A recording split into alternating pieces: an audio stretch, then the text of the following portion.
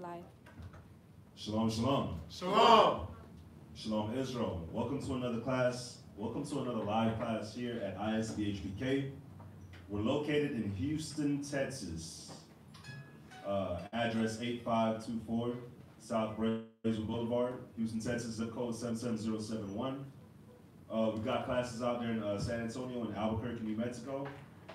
Hit us up if you would like to link up with the brothers out there. Passover is coming up on April the 21st, 2019. So definitely hit us up and let us know if you would like to attend the Passover. We'll be hosting it here in Houston, Texas this year.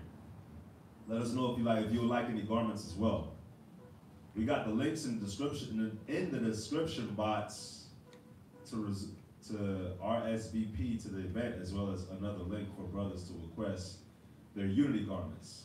The deadline to have the unity garment request is March the 1st, 2019. So that's coming up. For those brothers out there, Purim is March the 18th and 19th. And we got Israel wear. We will not be taking any Passovers until after the Passover. You already know the brothers. You know we got an oil business with the website that's coming soon, so stay tuned for that.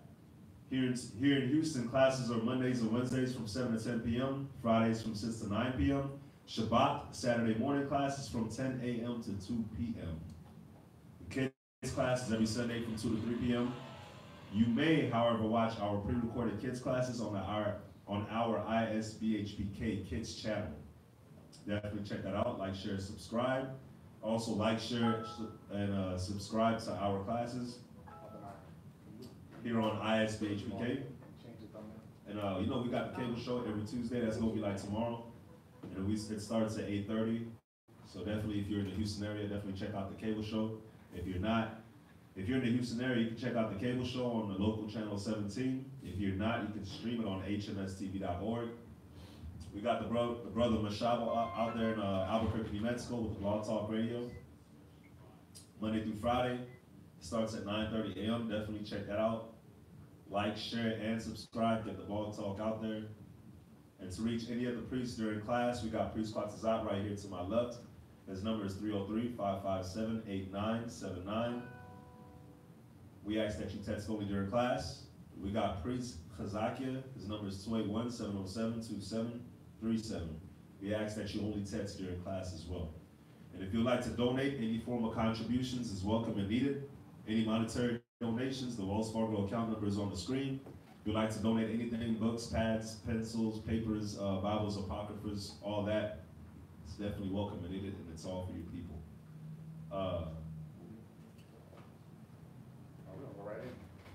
And we're going to go right into the class. Should I use this mic? No, That sounds good. That's what, yeah. Listen, we're going to go right into the topic. Yeah, it rained a little bit, so the internet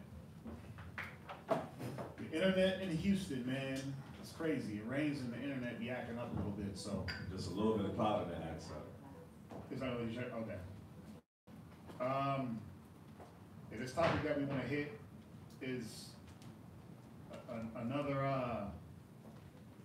another topic to remind sisters, you know, and brothers that are newly coming into the truth, the type of standard that is required of them from the Most High. You know, in the world, there is no standard.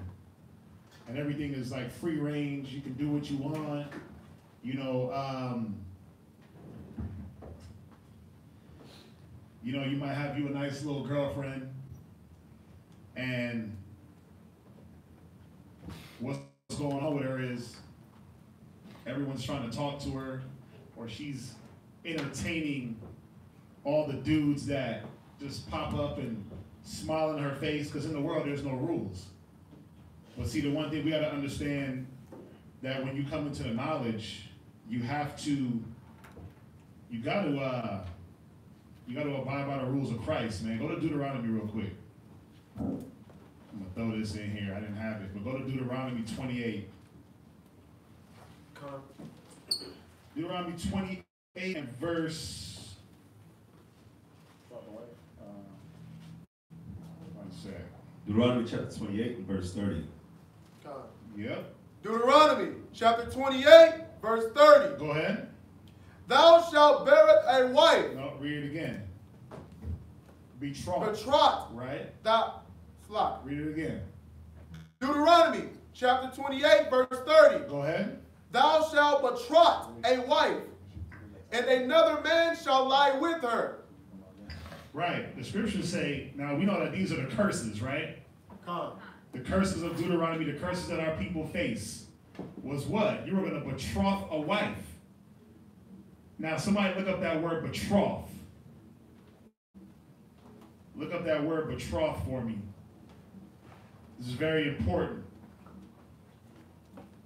Because in the world, a betrothal period is what? What do people say during the betrothal period? What do you got? To arrange for the marriage of. Right, so you're arranging for the marriage of, go ahead. It says, affiance used in passive, affiance, it says approval of both families, coupled was betrothed. Right. It says, Get the black dictionary. To promise to marry. To promise to marry, right? God. That's what I was looking for. To promise to marry. Let them get it. Lock her out. Let them get it. You got it. 30,000 brothers in here. Let them do it. It says to promise in marry. Now, see, the standard of the world is, I'm going to talk to you. I'm going to sleep with you, but I'm not going to, you're not promised in marriage to me, right? I'm not promised to marriage to you. You're not promised to marriage in me. We're just having a good time. We're just getting together on the weekends, hitting the movies. And while I'm doing that with you, you're entertaining and dealing with other men. Now, a promise in marriage, a betrothal period, you know, we take that very, very, very, very serious in here. You know, those of us with the knowledge, we take it very serious. So we understand that. Read it one more time. Deuteronomy 28:30. God, thou shalt betroth a wife, and another man. So you shall be promised to marriage to a wife. Go ahead. And another man shall lie with her. Right. And another man shall lie with her. Now, what we have to examine and understand is why. Why does this happen? Where is the disconnect? Well, we understand the world has no rules, but what about now that when we get into the knowledge? What about now when we get into the knowledge, we understand what is the betrothal period? What does it mean to be married? You know, when we get in the understanding of all these things, we're supposed to put away certain things from our doing. You ain't supposed to operate how you operated 10 years ago. You know, you can't be the same person. The whole point was for you to put off the old man and put on the new. From there, go to Ecclesiastes. Go to Ecclesiastes chapter 9. We got to understand, man, that, and you know, this is going to be a sisters class. You sisters, you got to understand that it ain't, you know, a man's going to betroth you and then all of a sudden, just because it's the curses that it got to happen. No, it only happens because there's certain things that you sisters have to understand. You're not supposed to be entertaining all these other men. You're not supposed to be entertaining any cat that shows up with a smile. Any man that can buy you a value meal. You ain't supposed to just entertain any old body. Especially if you already are betrothed to a husband, promised in marriage, or if you're married. Right? So where we at? Ecclesiastes chapter 9, verse 1. No, go to 9 and verse 9. Con, sit not at all with another man's wife. Do what? Sit not at all with another man's wife. Right, so the scriptures is letting us know that a man should sit not at all with another man's wife. But let's reverse that a little bit. If you're a married woman, you shouldn't be sitting with no other man. Right? So obviously the scripture is directed towards a man. But is it just a man that's the participating parties? It says, read it again. Sit not at all with another man's wife. Right? Nor sit down with her in thine arms. Nor do what? Sit down with her in thine arms. It says now, nor sit down with her in thine arms. You ever see those couples where they go to dinner and they're not sitting face to face, they're sitting like side by side, and he got his hand around her, and he's holding her, and I'm like, damn, why y'all doing this? Just eating? But they all love and in love, right? And he's holding her, and right, showing that love. But it's saying, sit not at all with another man's wife. You ain't supposed to sit with her in your arms. We have to go Netflix and chill. Y'all sitting all hugged up. That ain't supposed to happen. If you're a married woman, no, that doesn't happen. That don't fly. Read on. Come, and spend not thy money with her at the one. Right, and don't be having no dudes spending money on you. Oh, he just took me to lunch. Hell nah. That ain't supposed to happen. You're supposed to, as a woman, as a Hebrew Israelite woman, gangster for your husband in Christ, you're supposed to set boundaries with these men in the world. You're supposed to be able, when Joe Smo, when Papi Sancho runs up on you and says, hey, baby, let me take you out for some fries, you're supposed to say, no, I got a husband. My husband can take me out. Not, I got a free meal coming. Some of y'all, you'll compromise yourselves. Y'all will compromise yourselves for a free meal, for a kid's meal. We got to do better. Read on. Least thine heart incline unto her. Least what? Least what? Thine heart incline unto her. Because what's happening is when you're sitting around with this other man's wife, your heart is inclining onto her. But guess what? Is it just his heart inclining to her? Ain't it her heart inclining to him also? It's both ways. It's both ways, right? Come. Now, if you're a married woman, whose heart? If you're a married woman, technically, or if you're a woman that's betrothed in marriage, if you're talking to a brother and y'all been talking on the level that y'all are going to be together, whose heart should you be inclining unto? To that person, right? God. You shouldn't be out entertaining 50 other dudes, giving out your number, walking through the mall, acting like as if you're free, when you know you got somebody that's currently working on your spirit. When you know there's a man that is currently trying to bring you into the knowledge. I get it. Y'all ain't technically married yet, right? I know that'd be some of the excuses. But we didn't lay down yet. But you're betrothed, you're espoused. We're going to get into it. But I wanted to show you this scripture right here. Read it one more time.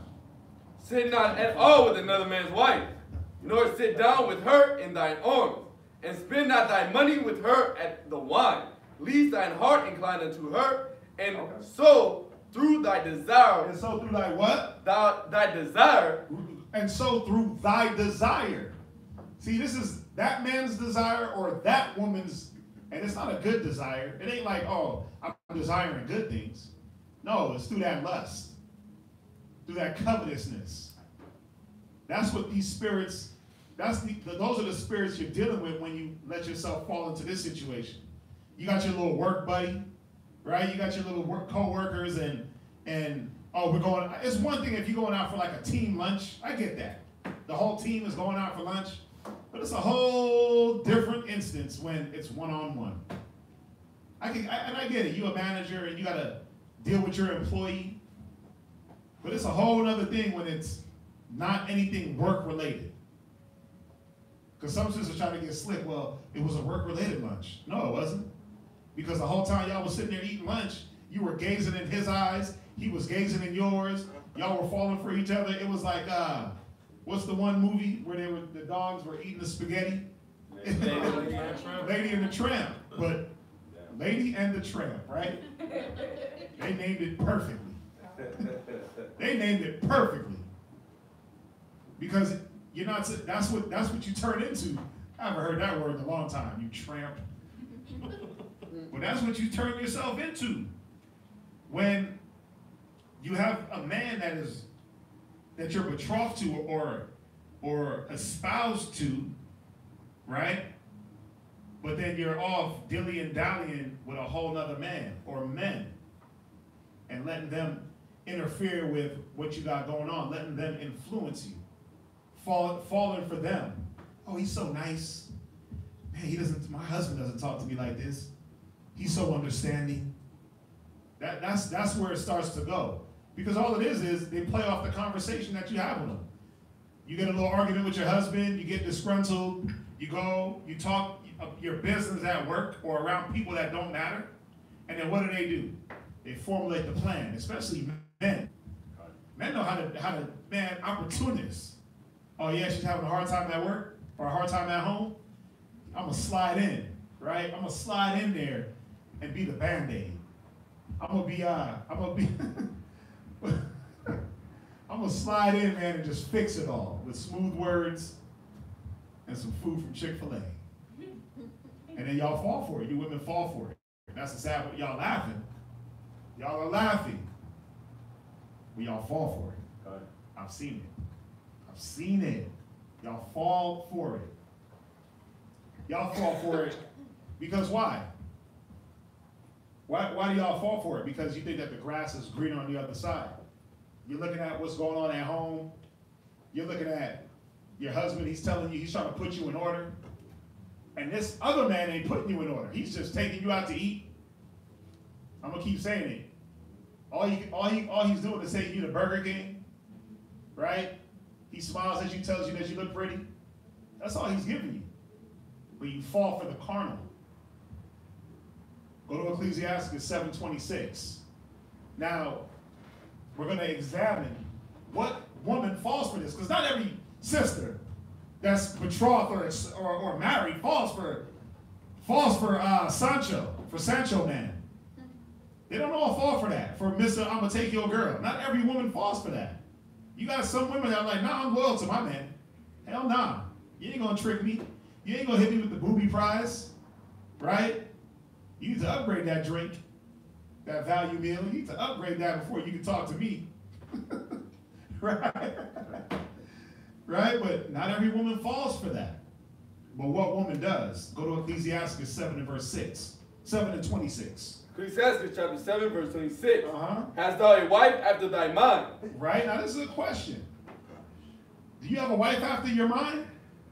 This is for the brothers. Those that have wives or betrothed. Is she after your mind? Is she in the same mind and same judgment as you? Inquiring minds want to know. Is she motivated like you? Is she trying to push forward like you? Is she trying to lock into the spirit like you? That's for each man to sit back, evaluate his situation, and then determine. Read it again. Hast thou a wife after thy mind? Right. Forsake her not. Yeah, it says if she is after your mind, forsake her not. Obviously, this is a righteous mind. This is a mind that's dedicated to the Most High in Christ. This is a mind that's willing to sacrifice, willing to give up, willing to lose, willing to fight for what's right. Willing to, you know how they hit you with the vows in the world through sickness and in health, right? Through riches and poorness, right? Is she in that mind that, okay, if we go broke, I'm not just going to dip off with the next dude that got money? Or when I get money, am I going to get high-minded and haughty and act like I don't know nobody? What mind is your wife in? Read on. But give not thyself over to a light woman. Do what? Give not thyself over to a light woman. Yeah, a light woman. What does that mean? Who can tell me what that means? Give not thyself over to a light woman. What is a light woman? Who knows? A woman that's pursuing the Most High? No. Read it one more. Read it one more time. And Johnson, I'm gonna let you answer. Read it one more time. From the top. Read it from the top. Hast thou a wife after thy mind? Forsake her not. But give not thyself over to a light woman. It says, give not thyself over to a light woman. Because what is a light woman? Jocelyn, what do you think? Easy in what respect? Easy in what aspect? Yeah, she's easy. You're right. She is easy, but in what respect?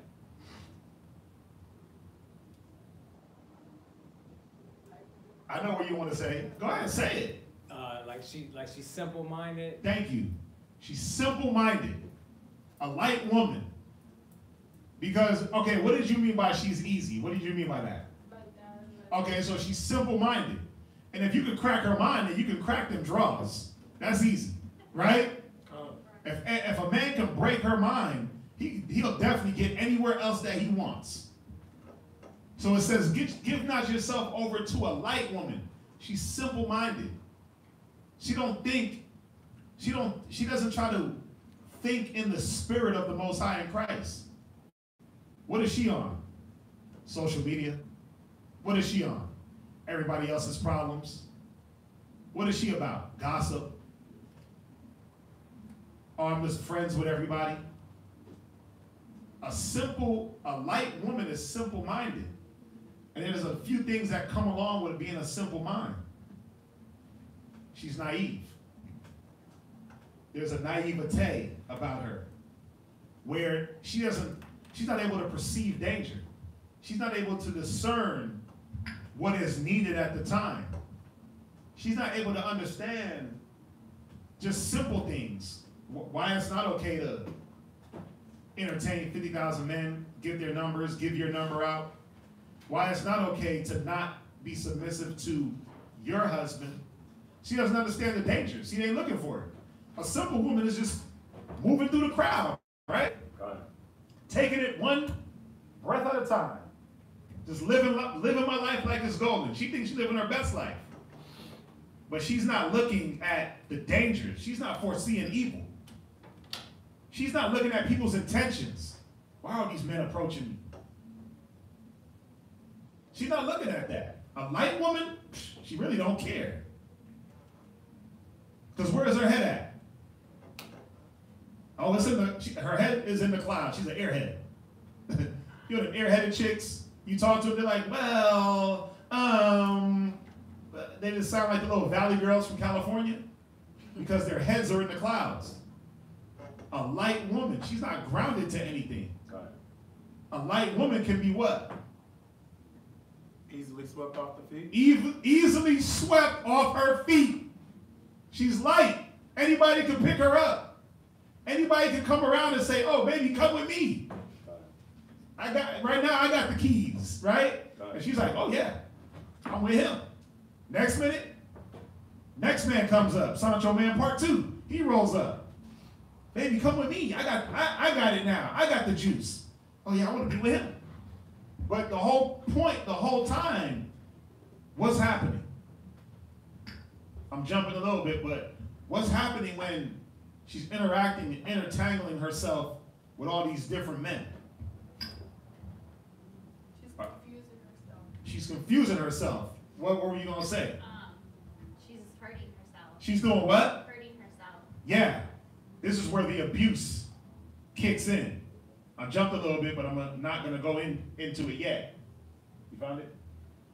Oh yeah, go there. Go to, I'll let him get it. But, hold on, before you go there.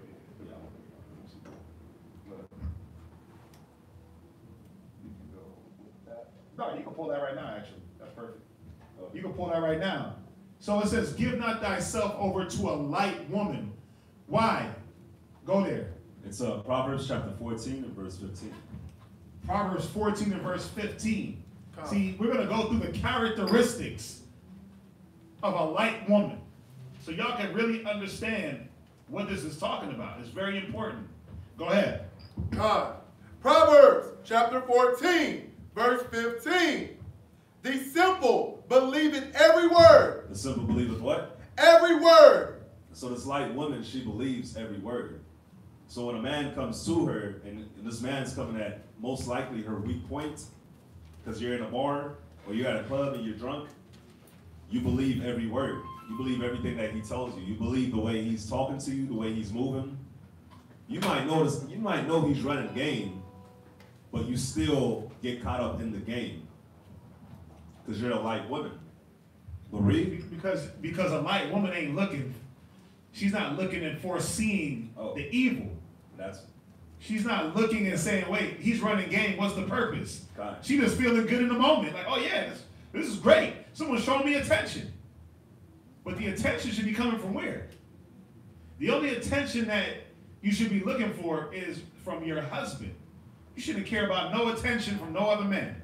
You know, I was looking up, in preparing for this class, I was looking up why women cheat, right? Right?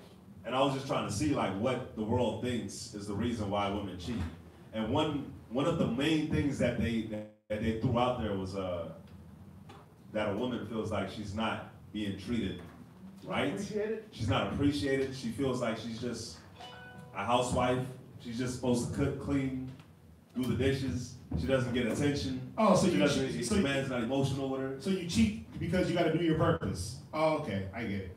Yeah, that was like the #1 thing. So like they were pretty much saying that for you to not let your wife cheat on you, as a man, you're supposed to be super emotional with her and walk and hold her hands and walk and like put your arms around her and PDA, public display of affection, all that.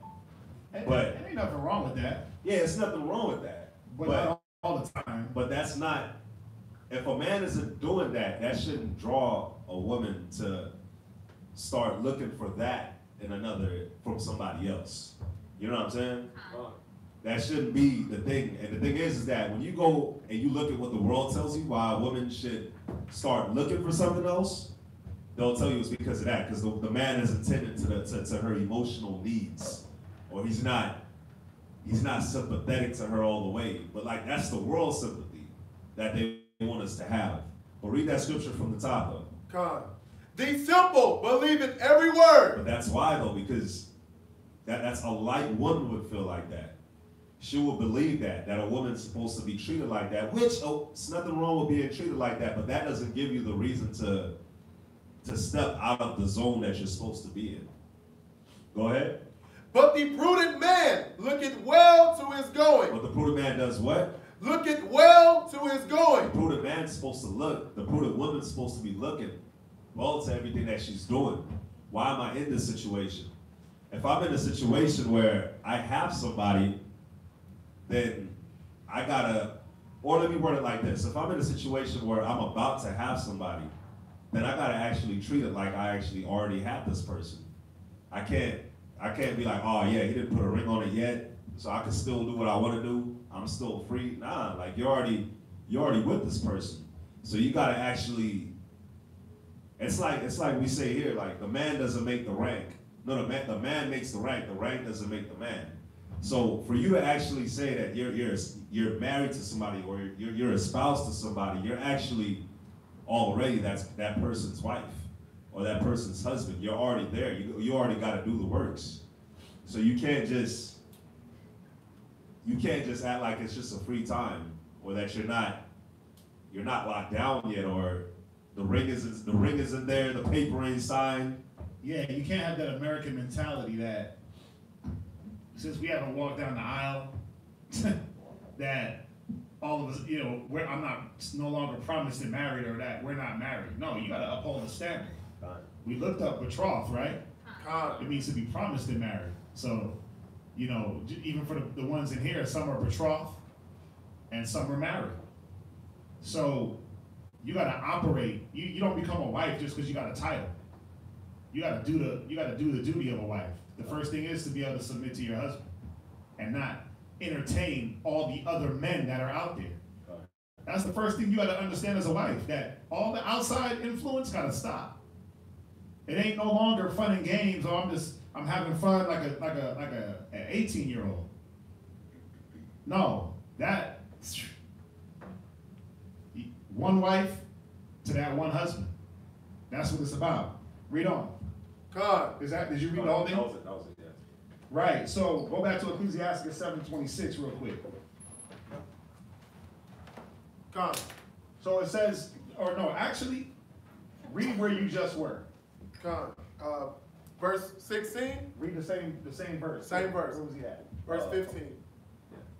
God. They simple, believe in every word. Right. It says a simple woman, a light woman, she believes every word. Why? Because she's naive. There's a naivete about her. So now, what happens when she believes everything? Go to Ecclesiastes 36 and verse 21. Not only does she believe every word, don't wait for nobody, Lamar, get it. 36 verse 21. Ecclesiastes 36 and verse 21. If I'm going too fast, slow me down. But not only is she simple and believe every word, go ahead.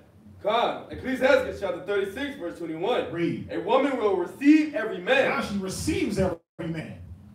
All the words that Joe Smo, Donut Head is spitting, she's receiving that. All the things that he wants her to do, she's receiving that. Why? Why? Who can tell me? What's that? She's simple. Well, yeah, because she's simple, but she's not understanding the magnitude of being submissive to her husband. The simple mind, she's not understanding what it means to be a wife. What, if she's already a wife, what it means, or if she's betrothed, what it means. She's not understanding that in her betrothal period, you're supposed to still be doing the things as if you were his wife. And while you're married, it don't stop. You just continue to do the things of a wife. That's what she's missing. But what's going on is she's letting the influence of every other man do what? Take her out of her wifehood. She's back in the whoredom. She's back in the hoehood, right? Tramp. I like that word, tramp. She's back in tramp stamp mode. It's real though. In her mind. It starts in the mind. She gets in whorish mode, whoredom mode, back in her mind, because that's the first thing that's being influenced. Think about it. When the serpent, when Satan came and beguiled Eve, what did he beguile? What did he beguile? That carnal mind. It was her mind. He broke into her mind. That's all he had to do. You heard the pimps, they be saying it, right? What they say? What do the pimps say about taking a woman's mind? Take her mind and you'll get the body. Come on. Take her head and the body will follow. Take the head, the body will follow. Come on, man. Y'all know this. But see, a simple woman, she ain't thinking like that. She's like, oh yeah, you ain't gonna get to me. But then all he does is hit you with a few enticing words, shows you his the key fob to his daddy's car. You see a Benz symbol, you think it's his. You're like, oh, he got a nice car, girl. He got some nice shoes on, girl. He rolled to my job today, girl. He did this. He promised me this. All promises, man. Promise you the world. Bro, I'm gonna give you the world, boo. I'm gonna give you the world, girl. He don't even got the damn world. How can he give you something he ain't got? I'm gonna make you free. How? I mean, we're gonna get into it. We're gonna get into it. Read that again. Ecclesiastes 36:21. A woman will receive every man. A woman will receive every man. If what? If she's light. If she's a light woman, she'll receive every man. Everything looks good to her. Every man is just it's just a friend. It's always, oh, he's just a friend. Or it's just someone I met. Or, I'm just a nice person. Okay, you might be a nice person, but are you checking the intentions of others? Are you checking the intentions of the people that you're surrounding yourself with? Are you seeing the hurt that you're causing by putting these men over the will of your husband? You're putting these men's will. Yeah, girl, hit me up. As soon as you take that phone number, you automatically just took your husband from the podium up here and dropped him all the way down and put Sancho up here. When he said, hit me up, and you were like, yeah, what's the number? Or girl, give me your snap, and you did it, you automatically failed the first test. That answer should be no. My Snapchat is for me and my husband. What you need that for? You shouldn't even ask what you need it for. You know what he's gonna say, girl, so I just want to talk. Ain't that where it starts? God. I just want to talk. I ain't got no game, so if I sound whack, you know what I'm saying? If I sound whack, trying to act like I got game, he might got more game. How do they do it? Nah, I don't. Oh, okay. Disclaimer. But nah, they'll be like, nah, well, you'll ask them, right? They'll be like, what's up, can I get the digits? And they'll be like, nah, but I have a man. But you'll be like, not me, disclaimer, not me. But they'll be like, Not a righteous brother. Nah, I got a man, but they'll be like, but I just want to be your friend. Or yeah, you can have lovers and friends. Or what does that have to do with me? Ooh. Or I could be the side piece. Ooh, he wants to be a friend, girl. Girl, he just wanted to be my friend. And then you go home, and then your husband's like, man, what'd you do today? Or, you know, you go in your pocket, the number falls out, or he sees something weird on your phone, and what is the first excuse you say? What's the first thing you say about this man that's on your phone, in your snaps, sending penis pics? Oh, he's just a friend. That's what you tell your husband. Oh, he's just a friend from work. I got hacked. But why is he sending you his schlong through your snap? Why is he doing that? But he's just a friend, right? You got to check your friends and who you associate with. And then, see, it goes down this slippery road when you start to entertain that friendship. And what happens, man? What happens to you women? Y'all get used and abused, right? Where we at? Ecclesiasticus 36:21. No. Go to 2 Samuel 11 and verse 1. Let's check out an instance of a light woman. Because we always read this story. Every time we bring this story up, we always blame the man. We always blame the man because the man is to blame. He's the head, right? God. But shouldn't a woman know to obey her head? Because am I the head of another man's wife in that respect? No. So there has to be levels where a woman is supposed to discern and say, wait a minute, you ain't my husband. There's certain things I don't do with you. So let's read about David real quick. Let's read about David and Uriah the Hittite's wife. 2 Samuel 11 and verse 1. God. 2 Samuel chapter 11, verse 1. Read. And it came to pass, after the year was expired, at the time when kings go forth to battle, that David sent Joab and his servants with him and all Israel. And they destroyed the children of Ammon. Go ahead. And besieged Rabbah. But David tarried still at Jerusalem. Right, so everybody's fighting. Joab was one of David's officers. Everybody's doing their thing. But David stayed in Jerusalem. He didn't go on this battle. Go ahead. Verse 2.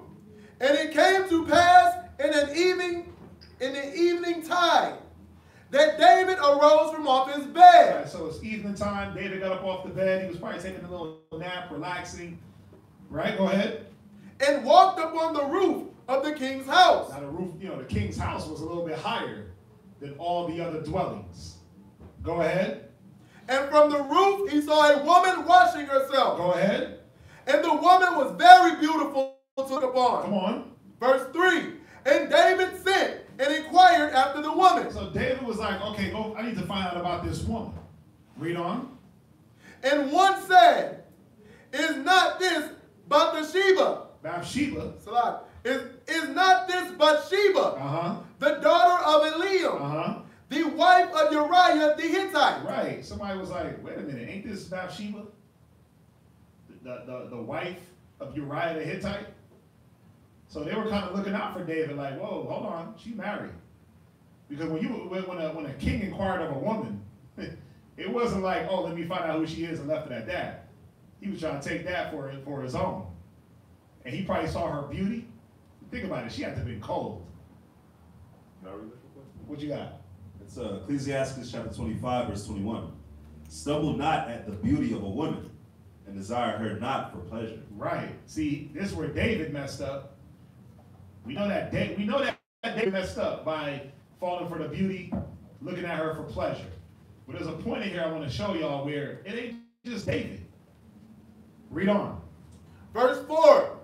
And David sent messengers Uh-huh. and took her. Right. And she came unto him. She came in unto him. Now, he took her, she came in unto him. Go ahead.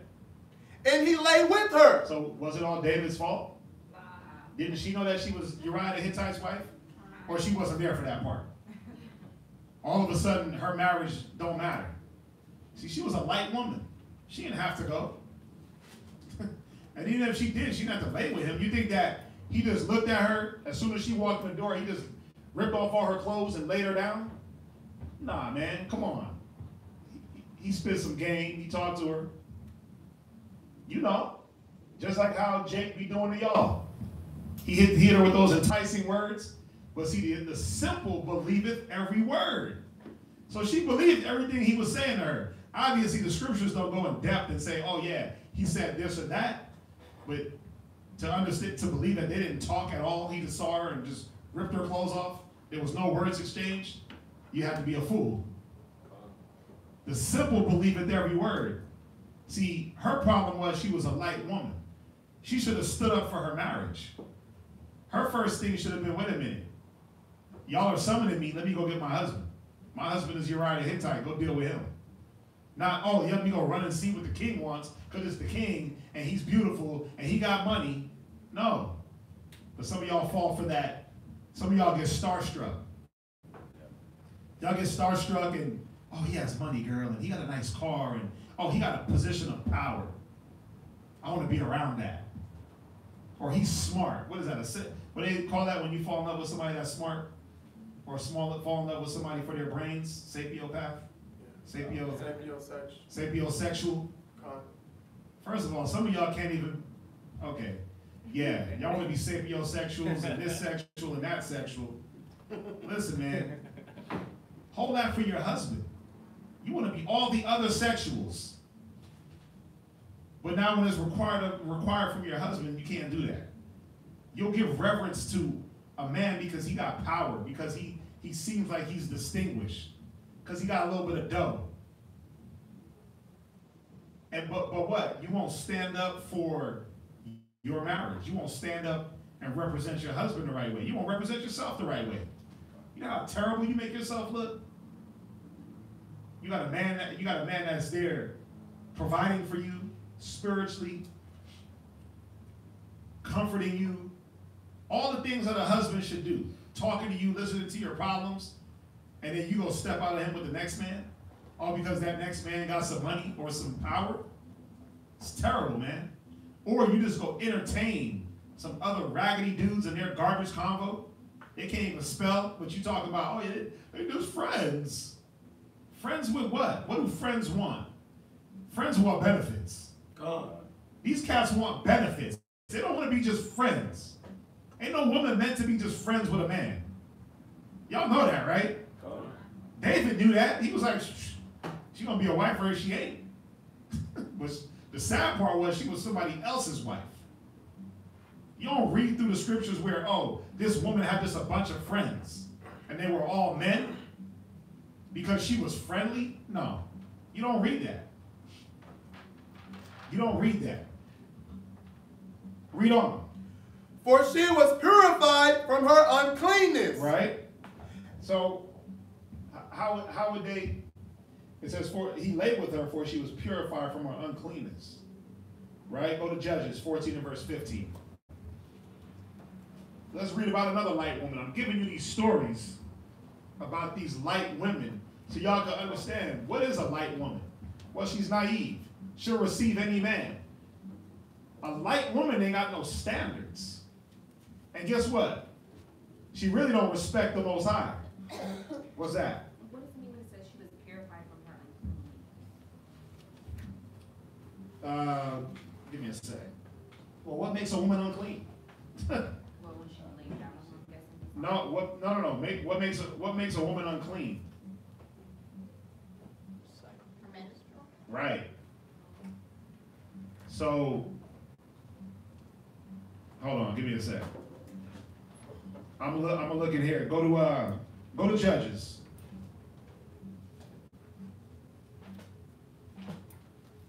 Go to Judges 14:15. Come, Judges chapter 14, verse 15. Go ahead. And it came to pass on the 7th day that they said unto Samson's wife, entice thy husband. Right, so y'all know this story. So this story is where Samson, right? This ain't Delilah yet. This is when Samson went and married the Philistine woman. And they threw the party. You know, his parents told her, don't marry him. Told him, don't marry her. So they're at the party. They're at the feast that Samson threw. And the men of the Philistines, you know, Samson hit him with a riddle. So actually, where we at? We're in Judges. Let's start up a little bit. Hold on. Wrote that down wrong. Go to Judges 14. Go to Judges 14 and verse 12. Start there. Come. And Samson said unto them, I will now put forth a riddle unto you. If ye can certainly declare it with me, then the seven days of the feast, and find it out, then I will give you 30 sheets and 30 change of garments. So this is at Samson's feast, right? His wedding feast. So as you can see, he has these brothers around him, and he's telling the brothers, listen, I'm going to tell y'all a riddle. If y'all can figure out what the riddle is, then I'm going to give y'all 30 changes of garments. Go ahead. But if ye cannot declare it me, then shall ye give me 30 sheets and 30 change of garments. Go ahead. And they said unto him, put forth thy riddle, that we may hear it. And he said unto them, out of the eater came forth meat, and out of the strong came forth sweetness. And they could not in 3 days expound the riddle. So, in verse 14, that riddle that he's talking about was when Samson killed the lion with his hands. And after he killed the lion, the bees went inside the lion's stomach and made honey. So that's why it's saying, out of the eater came forth meat, that's out of the lion. And out of the strong came forth sweetness. So that lion that died, he's a strong eater, right?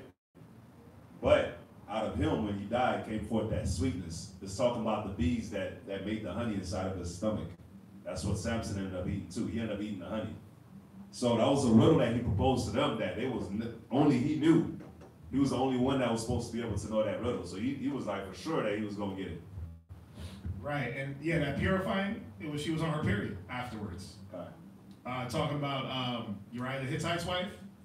I'll read it right here real quick. It says, so David sent messengers to get her, and she came to him, and he lay with her. Now she was purifying herself after her period. Then she returned to her house. So how long is a woman's cycle? So think about it. She was with David for a few days. Yeah, it wasn't like no... It could have been more than 7 days, but the point is, she let herself get enticed. I mean, would y'all think that she just showed up and then it all happened in 1 hour? Nah, this was over a period of time. How did she, it says, because in the next thing, the woman conceived and sent and told David. How long does it take for a woman to conceive after, how long does it take her to know? It's like 3 weeks. Right. You see what I'm saying? So there was time involved. There was time involved. Watch, read on. Go back. Yeah, read where you at. Come, verse 15. Uh-huh. And it came to pass on the 7th day. No, it was second Samuel. Go back to 2 Samuel. Yeah, you there. No, you there. Oh, okay. He's at Judges. Yeah, I'm sorry, Judges. Go ahead. Come, Judges chapter 14, verse 15. Go ahead. And it came to pass on the 7th day that they said unto Samson's wife. That they what? Said unto Samson's wife. Yeah, some random ass dudes said unto Samson's wife. Go ahead. Entice thy husband. Read. That he may declare unto us the riddle. Uh-huh. Lest we be burn thee and thy father's house with fire. Have ye called us to Can I say one thing on that too? Yeah, go ahead. If somebody came to you and told you to entice your husband, are you even supposed to listen to that? Just think about that. Think about how messed up that is, and think about how light of a woman she is for a random guy to come up to you and say, entice him for me. That's like somebody coming up to you and ask you, man, what time does he leave to go to work? You should be like, wait, why do you want to know this? First of all, I don't know you. Why do you want to know when he leaves to go to work? Or where does he work at? Or what time does he work? That's crazy. There's so many different things you can look at in this. First of all, did she not know what type of man Samson was, that he was the strongest man? Of course she knew. All right. So some dudes come and say, oh, I'm going to burn your dad's house with fire.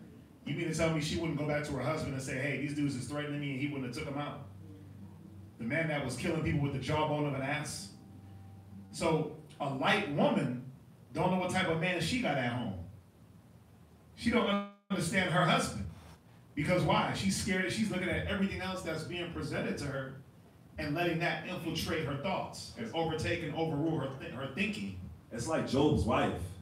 Job's wife looked at everything that Job was going through and was like, and she let that get to her, to where she's like, man, just curse the Most High and die. She ain't see like the bigger picture. She ain't see what kind of man Job was and how it was probably the Most High that was testing Job. She ain't think about that. She just saw what was there and what was now. A light woman. She ain't thinking about spiritual things. A light woman is not thinking about these things. She's thinking about carnal. Oh, he's gonna hurt my dad. Okay, well, you got the strongest husband in the world. Why don't you go deal with him and let him know? They knew what Samson was about. All the Philistines knew. Why did they had all the men at the party? Because they knew that when he went off, if he wanted to, he'd destroy that place. So she knew what he was about, how strong he was, how powerful. How come she didn't go to him? How come she didn't go to him when she was threatened? Because she was light. She was light in the mind. She was thinking about the threat more than how to solve the threat the right way. Read on. Have he called us to take that we have?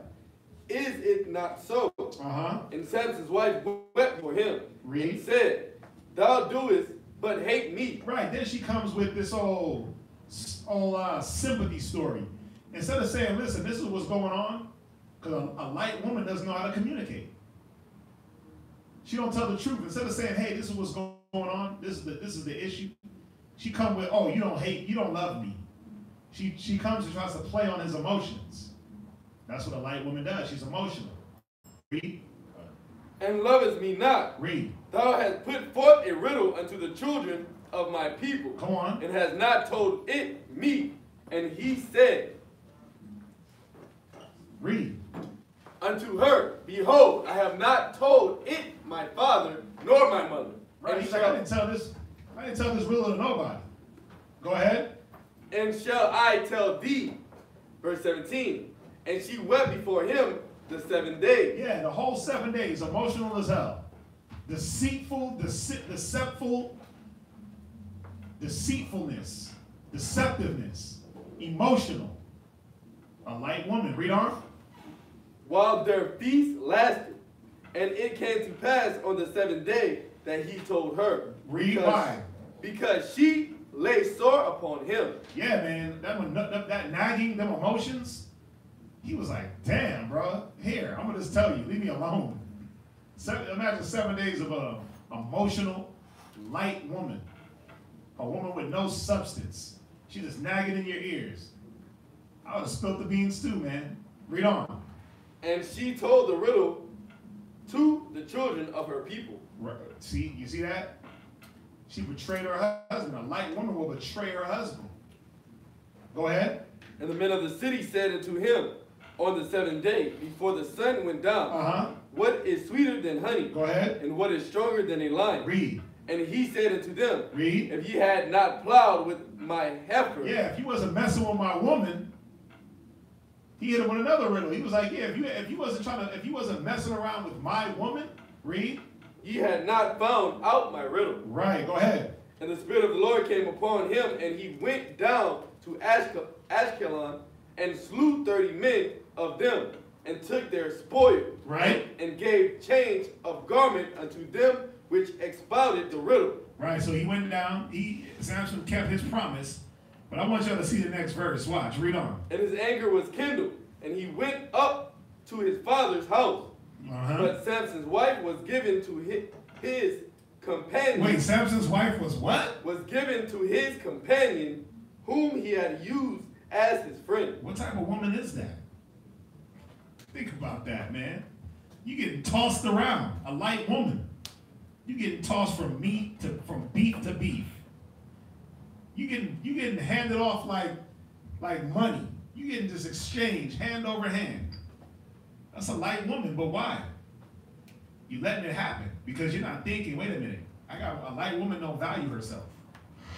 She got no value in herself, so she'll be tossed around. From Sancho to Sancho, from Muhammad to Muhammad, it don't matter. What's that? Is it saying Samson gave his wife to his friend? No. No, she was like She was given. Yeah. He didn't do that. Okay. He didn't do that. Let Samson do the law. Remember, Samson was a Nazarite. So he knew the law, and then there was other laws that he had to live by. So yeah, he definitely wasn't tossing his woman out there because he would know what? He would have been causing her to be a whore. He would have been causing her to commit adultery, and he would have been a whoremonger or an adulteress. Adulterer, excuse me. So he knew the law. But this woman, a light woman, she don't care about that. She don't care about how she looks, who she's with. We read it earlier. Any woman will receive any man. But only a light woman, only a simple woman. God. What else about this simple woman that we got to look out for? What else about a light woman that she doesn't understand about herself, but the wise foreseeth the evil, right? A wise man foresees the evil. A simple woman is what? A light woman is easily deceived. She's easily deceived. Go to Titus 3:3. I'm going to show y'all something. Titus chapter 3:3. Titus chapter 3, verse 3. For we ourselves also were sometimes foolish, disobedient, deceived. Wait, we sometimes are what? Read it again. We also were sometimes foolish, disobedient. Now it says that we sometimes, see, in your past life, now I'm talking to the sisters that know better, that been here, you righteous, holy sisters. You sometimes were, read it again. Foolish. Right? Disobedient. So you were that foolish woman, God. that simple woman. God. You were disobedient. Read on. Deceived. You were what? Deceived. See, you were deceived. God. Read. Serving diverse lusts and pleasures. Right? Living in malice. Serving diverse lusts and pleasures. So there was a time when a man would come to you, spit some game, and you just fall for it. Let him hit it the first night in the club. Let him hit it the first night he met you at the gas station. You know what I'm saying? Like you meet a dude and like you slept with him as soon as you met him. Yeah, you were deceived. There was a time when that happened. Why? Because you didn't have the wisdom. You didn't have the wisdom, knowledge, and understanding of the Most High to say, wait a minute, let me prove a friend. Wait a minute, let's slow this down. I don't even know you. Wait, topping the whip. I just met you last night in the club. Why am I topping you off on the way home? I don't know you. Because ain't that how the world runs? As soon as I meet you, let's run to the bathroom so I can hit it, get you high and hit it real quick. Some of y'all roll like that. Some of y'all got high, some of y'all got drunk, and you let dudes hit it right there on the spot. It happened. Let's get over that. Right? Read on. Living in malice and envy. Right. And you lived in all these wicked spirits. You had malice in your heart. You had envy in your heart. All you did, you lived for your pleasures. Whether it was to smoke weed, get high, whether it was the sexual pleasures, whether it was the pleasure of having money in your pocket, you lived for those pleasures. Right? God. Go to Titus 3 and 4. Oh no, go to Job 39. Go to Job 39 and verse 17. I'm going to prove it that there was a reason why. There was a reason why these things happen to you. What's that? Job. Hold on real quick. I just have a question. What's that? A little off. So did that David have a son or a daughter by a woman? Yeah, he did. And Most High killed it. The first son was killed, and then he had other kids with Bathsheba. By the same woman? by the same woman because he ended up taking her as his wife. I mean, he got her husband killed. If you know the story, he put her husband on the front line of battle and got him killed. So, I mean, the least he could do is make sure that he wifed her. So yeah, he ended up wifing her. The first baby she had, the baby died after 7 days. Most High killed it. And then he had other children. Solomon's mom was Bathsheba. That was one of them. Yeah, so they were kids, but remember, just because he did that at the end don't mean that the beginning actions were right. They were wrong. He was off. Most High judged him for that. Y'all get that, right? Right. So Titus 3:3, for we ourselves also were sometimes foolish. Right? You were that foolish woman. You were that light woman at a time. Before the knowledge. Watch. Job 39 and verse 17. God. Job chapter 39, verse 17. Read on. Because God hath deprived her of wisdom. I want you to look up that word deprived. Now, is this saying that a woman ain't got no wisdom? Of course not. But it said the Most High at a time, he deprived y'all of wisdom. Look up the word deprived. Because to deprive something, you have to have it. Or be able to get it. Look up deprived. Throw out a guess. What you got? To take away for a long time. Yeah, to take away. Let me get what y'all got in there in that black boy. Impoverished. I got impoverished. To deprive. Suffering a severe and damaging lack of basic material and cultural benefits. Right. So the Most High, the woman lacks in wisdom. You lacked in wisdom in the world. That's why you were sometimes foolish, disobedient. That's why you were deceived in the world. Think about how many donut heads came to y'all in the world. And because, oh, girl, I like his rims. You know how many times I heard that from women? Like, why did you have a baby with him? Well, because when I met him, he had nice rims. Like, what the hell are you talking about? He had nice rims. His nice rims enticed you to get in bed? Yes. Why? Read it again. God. Because God had deprived her of wisdom. Read. Neither had he imparted to her understanding. Yeah, see, the Most High deprived y'all women of wisdom. And he didn't impart understanding. Is he saying that y'all are stupid? Is the Bible saying that the woman is stupid? Is it? It's not. What you got? It says to stand up and read. To be rave of something possessed or enjoyed. Mm-hmm. To dispose. Mm-hmm. To dispossess. To dispossess. Go ahead. To take away. To take away. He took away. He lowered your wisdom and your understanding. He lowered it. He brought it down. Y'all are not dumb, deaf, mute retards. Y'all are not. But sometimes the way y'all move, man, y'all act like it. Because, again, you let any old man enter into your little personal area. You let any old man entice you, and then you blame it on, oh, we're just friends. See, not understanding what? What are you not understanding about we're just friends? You're not understanding that. You're not understanding this man's intentions. You're not understanding what he was sent for. We're going to get there. We're going to get there. Read on. God. Verse 18. No, read it one more time. God. Because God had deprived her of wisdom. Right. Neither had he imparted to her understanding. Right. This is why you were a light woman in the world. You were light as hell, man. You get blown away with every wind of doctrine. Every new shiny rim that drove by, he was trying to hop in the front seat, trying to ride shotgun, girl. Every nigga that had a pair of Jordans, he was trying to get a pair too. Every cat that looked like he had a nice little bank account, he was trying to what? Let me get some. He was trying to get crumbs. Or you got that Mary J song, She Loves Her Mr. Wrong. Because when he puts that loving on me, I can't think of anything that'll make me walk out.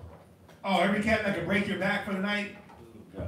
You got to stick with that. Any cat that rub my feet, and show me some attention. I'm over here because he's giving me attention. Well, his attention is starting to sway, so I'm going to go over here real quick. Because he actually has to get up, go to work, provide for the family, provide for the kids, keep his mind right. So he can't put all his attention on you. So since he ain't doing that, I'm going to go over here real quick because this nigga over here ain't got no job. All he does is play video games, right? So he can give me all the attention in the world. You see how that works? You see why the Most High said, don't give a man shouldn't give himself to a light woman? Well, do you see why no man should sit with another man's wife? We're going to revisit that scripture. Jump back to Titus chapter 3 and verse 3. Titus chapter 3. I want y'all to understand the words of what is being said here. Read. For we ourselves also were sometimes foolish. Were sometimes foolish. Right. Meaning you ain't supposed to be in this same mind state. You come into the knowledge of the Most High. You got a man that's trying to guide you in the wisdom. You're not supposed to be in this same mind. You're supposed to put off that old woman and put on the new woman, which is, the old woman was what? Read. Foolish. She was foolish. Read. Disobedient. She was disobedient, meaning that she couldn't be controlled. When it was time for her to lock into some rules and submit, even at work, you ain't my boss. I ain't listening to that. She argued with the boss, argued with any type of rules and regulations. But now you got to put away the disobedience. Read. Deceive. And you could no longer be deceived by foolish Negroes out there in the street, by foolish ass women out there in the street. You were supposed to gravitate to the wisdom and say, wait a minute, am I being won by the conversation of wives? Why is that happening? Well, you forgot to keep submitting to your husband. See, a light woman thinks that submitting to her husband is a bad thing. But you'll submit to your boss. You'll submit to your children. You'll submit to your family. You'll submit to everything else. But when it comes to this man that's trying to build with you, that's trying to be there for you, you might even have kids with him. You're like, nigga, I ain't submitting to you because you ain't Christ. You think you're going to be able to submit to Christ when Christ comes if you don't do it to your husband? You think you're going to be able to obey the Spirit when you can't do it in the flesh? What the hell are y'all thinking? It don't work like that. You think, oh, because it's Christ, all of a sudden you're going to do it? I mean, if y'all didn't remember, if y'all didn't know, Christ was here on the earth and people still disobeyed him. So don't put it in your head. Don't be naive. Don't be a light woman thinking, oh, yeah, I'll obey Christ. Well, you're not obeying Christ now. By entertaining all these other men and getting men's phone numbers and, oh, it's just a friend and, lunch over here and I'm going to kick it over here. And I'm going to do all that with them. But when it comes to what your husband wants or your esposo wants, what do? Oh, that don't matter. I know that's what you want, but that ain't what I want. Right? Oh, we'll see. When we get to that, we'll cross that bridge when we get to it. That's the excuses you put up. But you're willing to cross every bridge with every other person. Your family comes first. Your parents, what your parents say. This donut head guy over here comes first. This guy over here comes first. What about the one you're betrothed to? What about your husband? Read on. Serving diverse lusts. Yeah, you served all types of lust in that former life, man. Lustful as hell. You had the liquor demon, the weed demon, the sex demon, the money demon, the emotional demon. You were lustful in all these things. Go ahead. And pleasures. Read. Living in malice and envy. Hateful. Right? And you were hateful as hell, man. You hated everything. You thrived off of hate. Always wanting to fight. I'll whoop this person. I'll beat this person. I'll do this to this person. Because you were just a big ball of hate. Nobody, you know why? You know what was happening? The whole time you were entertaining this guy, and this guy, and this person, and this person. Guess what they were doing? You were throwing out all that love, and they were abusing it.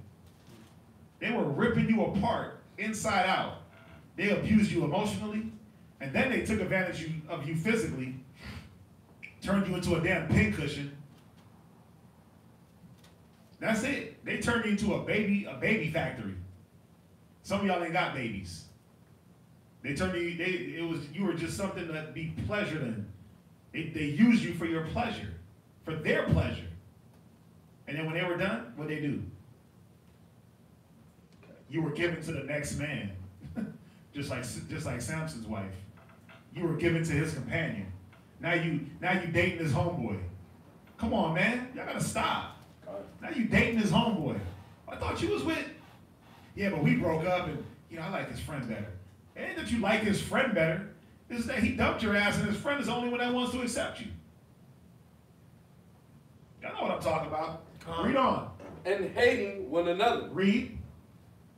But after that, the kindness and love of God. The what? The kindness and love of God. Come on. Our Savior towards man appeared. Read. Go ahead. Not by works of righteousness, which we have done. See, you weren't saved by the works of your righteousness. First of all, you had none.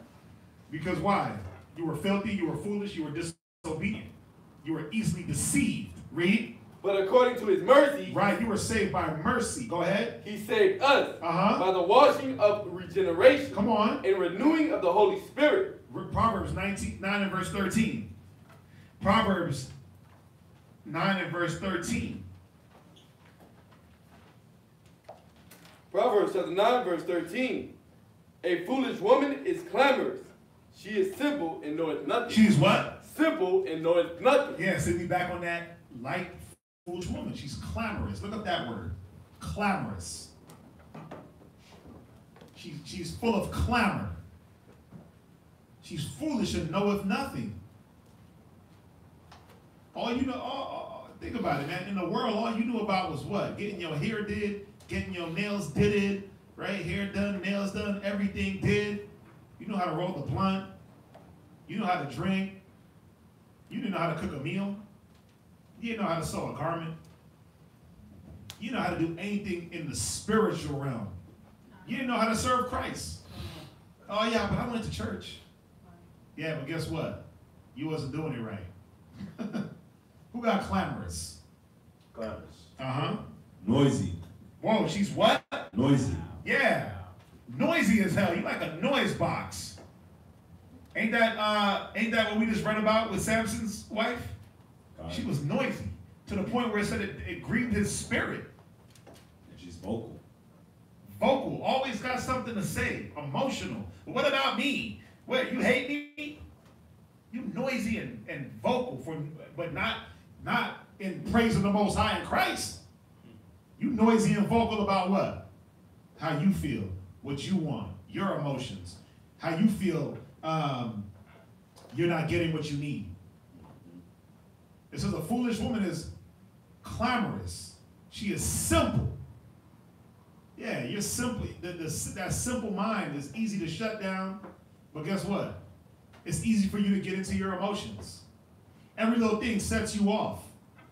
See, this is how you once were. I'm not saying that y'all are like this now because y'all are righteous, holy sisters of the Most High in Christ.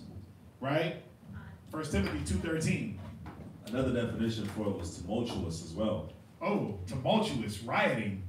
Yeah. Right? Ready to just cause uproars. Disorderly. Disorderly. Yeah. 1 Timothy 2:13. Chaotic. Sorry. 1 Timothy chapter 2 verse 15. Notwithstanding, she shall be saved. 2:13.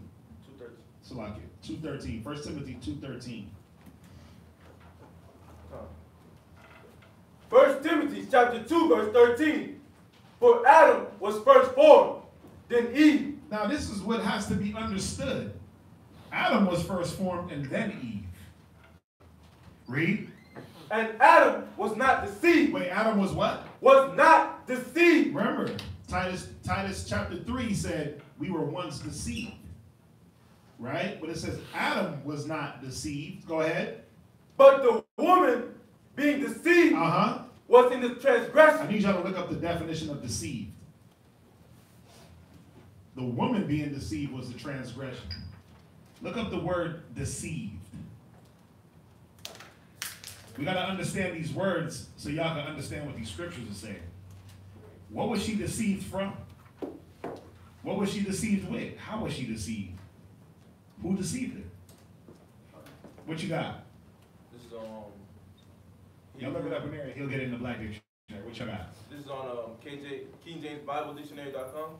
Deceived. It says to lead astray. To what? To lead astray. It says the woman was led astray. Go ahead. That is mentally. Whoa, that's what? That is mentally. So Eve being mentally led astray. Go ahead. To delude. She was deluded. Read. Or morally to seduce. And she was morally seduced. You got to think about it. You got to think about it. It said you were once deceived. Now, what were you deceived from in the world? Well, in the world, some of y'all stepped out on y'all's men, cheated on them, slept around with other men, right? But you were deceived from your purity. Some of y'all were deceived from y'all's purity. Y'all were taken advantage of. You were deluded. You were more. What was the one that says morally what? It says morally. The last one. What you got, Lamont? It says the quality or act of deceiving. Guilefulness. The act of misleading a person. Right. And so think about what you were misled in the world. Where were you misled to? Some of y'all had the covering of your parents and what? You let somebody come and deceive you out of that structure and deceive you into thinking like, oh, being at home with your parents ain't the right thing to do. Listening to their rules ain't right. What else? It says misled or caused him to believe what is false. Yeah, some of y'all were, man, believing what's false. We all get hit with that. What you got? I got entrapped. Woo. Beguiled. Right? Did not Satan beguile Eve? Did he not trick Eve? Now, bamboozled. is it easy to say that Eve was a light woman?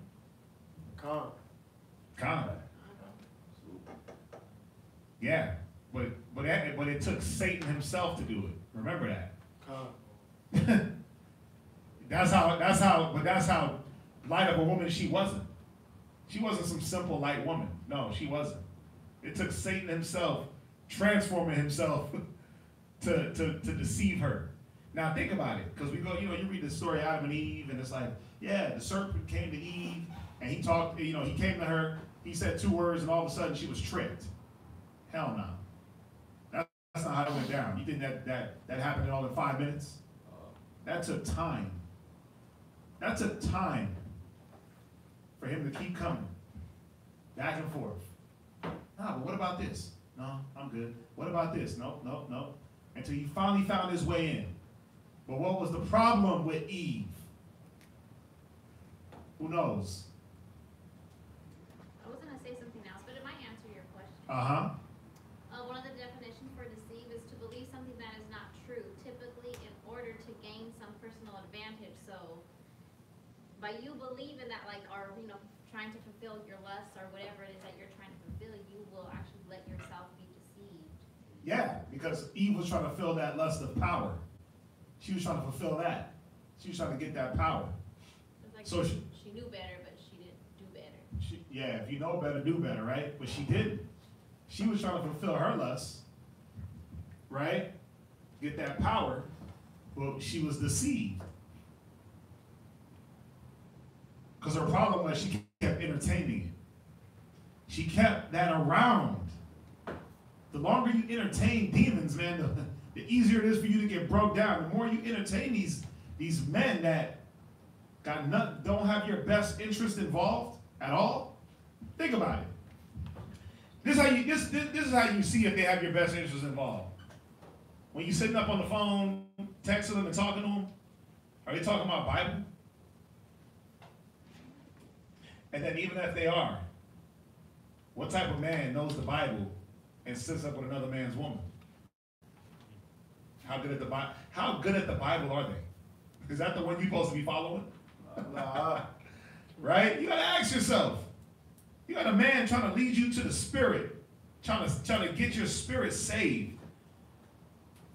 And then you got some idiot on the other side just trying to get in them drugs. Because that's all they're really trying to do. Chris Rock said it the best. Chris Rock said, I remember back in the day, man, Chris Rock said, a man, the only time men are nice to women is when they want something. Oh, you want me to hold the door for you? How about some sex? You want me to get groceries? How about some sex? Now think about it. If he's giving you from a man's perspective that, man, we only hold doors and be nice to women because we want to hit it. Right? And you got righteous men in here that we ain't thinking like that. But in the world, oh yeah, we definitely thought like that. Every woman was prey. Every woman was prey, man, married or not. So what do you think? That you ain't gonna be prey for these animals and vultures out there in the street? And then when you let them come and sit next to you and hold you and talk to you and buy you lunch and text you and Snapchat you, and they tell you, yeah, I just want to be your friend, girl. You know why? He wants to be in that friend zone and wait in the wings for you to have an argument with your husband. That's what he's waiting for. He wants to be a friend until that argument happens. So he can swoop up, and on the back it says, Captain, save a hoe, on his cape. That's what he's doing. He wants to save you. Girl, I can save you. Right? But save you from what? Because you don't know how to communicate? Because you don't want to face your problems that you have? That's what he's saving you from? So you mean to tell me his saving is better than what your husband is trying to bring? His saving is bringing you... Man, where are we at? Verse 15. Go to Ecclesiastes 13 and verse 8. That's gonna make me go into a whole nother level. Up in here.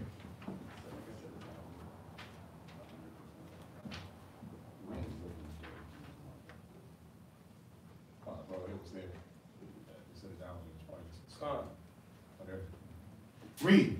Ecclesiastes chapter 13, verse 8.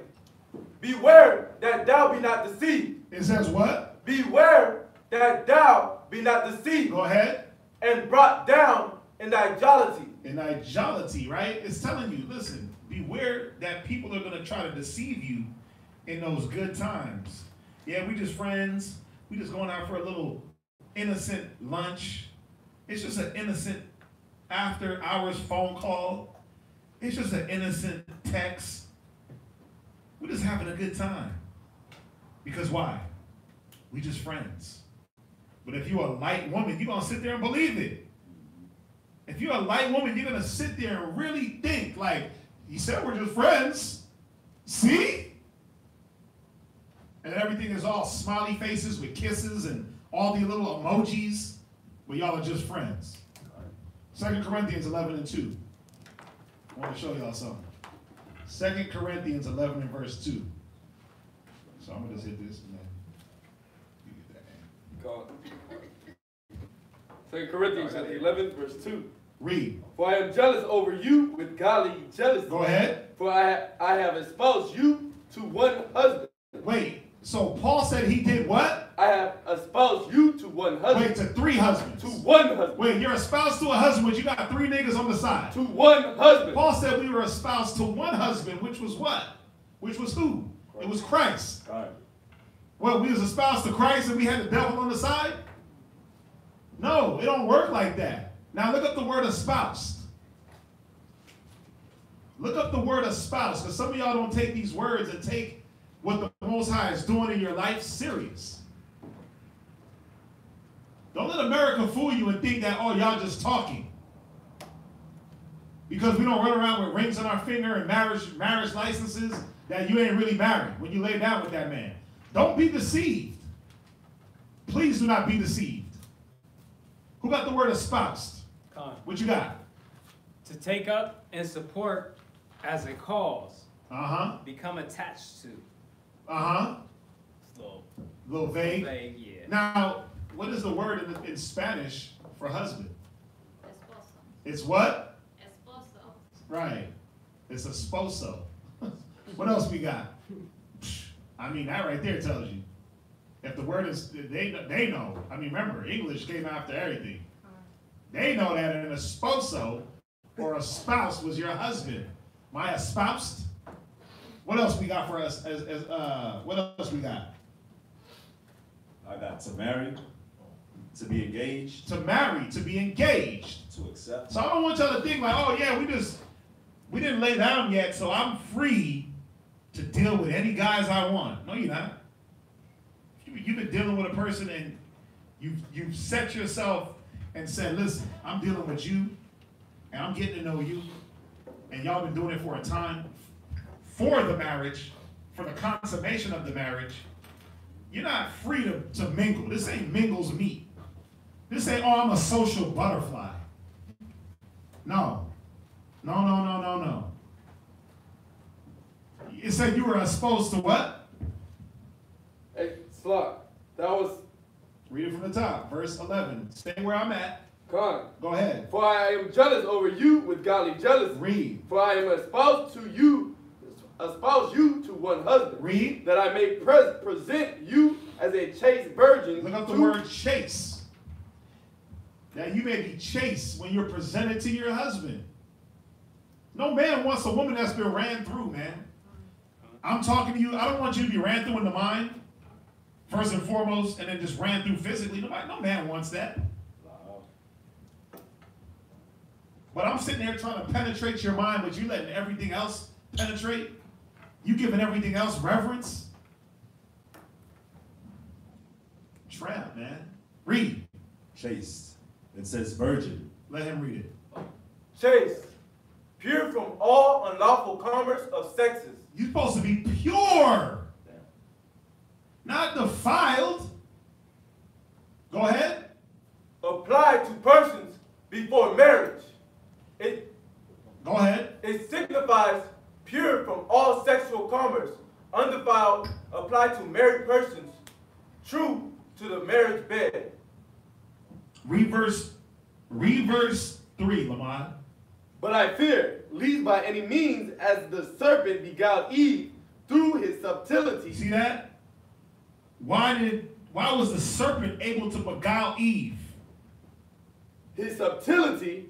Well, we know that. He came subtile, he beguiled her. Look up the word beguiled. But why though? What was it about Eve that she forgot? What was it about the woman? Forget about Satan. Forget about the serpent. We ain't gonna blame him today. What was it about the woman that she forgot? Well, we read it in verse 2. She forgot she was espoused to one husband. That's what she forgot. She forgot sitting at it all with another man's wife. Satan wasn't, the serpent, the deceiver, he shouldn't have even been able to sit with her. She should have known, wait a minute, I'm married. I'm supposed to be sitting around with you. What the hell's going on here? I ain't supposed to be listening to what you're talking about. I'm not supposed to be receiving every man. I'm not a simple woman. I shouldn't be here believing every word that comes out of your mouth. This is where her mind should have been.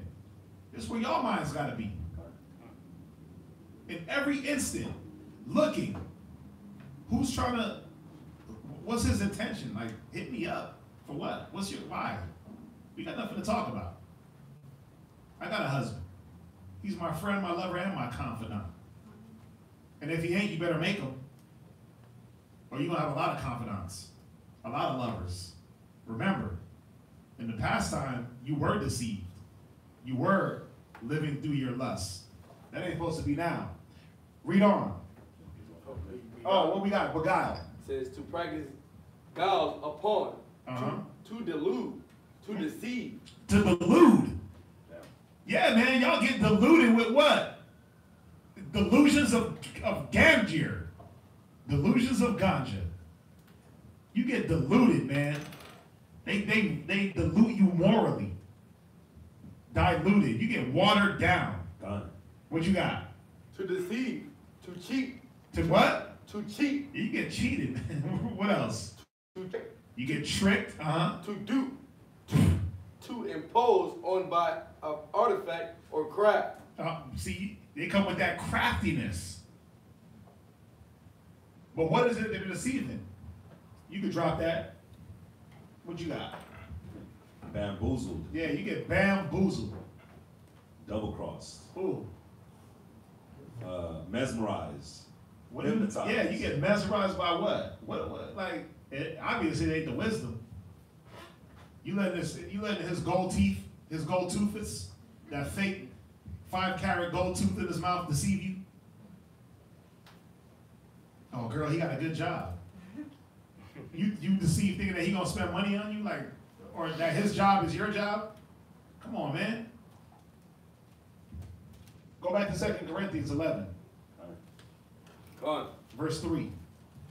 But I fear. Real quick, beguile. I have to influence by trickery, flattery, to mislead, to dilute, to take away from by cheating or deceiving, to charm or to divert. What is it that they're diverting? Your attention. They're diverting your mind. It's going to tell us. Read verse 3. But I fear, lest by any means, as the serpent beguiled Eve. Right, as he diverted her mind, as he tricked her, as he influenced her. Go ahead. Through his subtlety. Read. So your minds should be corrupt from the simplicity that is in Christ. Right. The same way that the serpent beguiled Eve's mind, you don't want to fall into that predicament. But you can when you entertain it. You will when you entertain it. Go to Proverbs 4:23. Proverbs 4:23. Proverbs chapter 4, verse 23. Keep thy heart with all diligence. Do what? Keep thy heart with all diligence. Yeah, you see, you're supposed to keep your mind with all diligence. A light woman is not diligent. You're supposed to keep your mind, keep your heart. Pay attention, be diligent. Doesn't the Bible say be sober, be vigilant, because Satan is like a roaring lion? God. Seeking who he may devour. You think these niggas ain't out in the street trying to seek you? Hell yeah, they are. You know what they looking at? Damn, she looks righteous. Damn, she's getting cleaned up. I was just going to say that. Go ahead. Because you stand out. You stand out. You're the light of the world. You're the light maneuvering through darkness. Like, even if you just came in and you're working on yourself and you're not all the way there yet, you're still a light compared to everybody else. Because they're looking at the other women and they're like, man, everybody else wears spandex, they wear tights, they show off everything, but they look at you and you got a dress on, you look modest, they don't know what it is about you. So they want to appeal to you. And misery loves company. And they look at you and they're like, yeah, you're not miserable like them. Your mind ain't like them. Nope. So they're attracted more to you because you're different. It's just like that child that's in school that they don't get into anything wrong. You wanna pass the blunt to that child. You wanna divert him, delude him, mislead him. That's what happens. The bully, right? The cool kid comes along, right? Or the kid that people think is cool. Yep. He comes along like, yeah. You ever smoked weed before? He's like, nah, I'm a good guy. Well, no, try it. It's gonna add to your goodness. And you're like, no. And he keeps pushing and pushing, and you finally hit it. Boom. Next thing you know, you go from the good girl to what? To damn good girl gone bad. You go from Rihanna when she first came in to Rihanna now. Rihanna SOS. Someone help me. Remember that Rihanna? She was all nice and wholesome. Now she out here with her nipples out. That's what happens. You get misled. You get diluted. You get your virtue to. Where we at? Proverbs chapter 4, verse 23. Read. Keep thy heart with all diligence. Come on. For out of it are the issues of life. Yeah, man. Staying diligent. This is how you prevent the issues of life. This is how you prevent the arguments and now I gotta hide what I'm doing for my husband. Stay diligent. Read on. Put away from thee a forward mouth. Wait, do what? Put away from thee. Keep it near to you. Put away from thee a forward mouth. Read.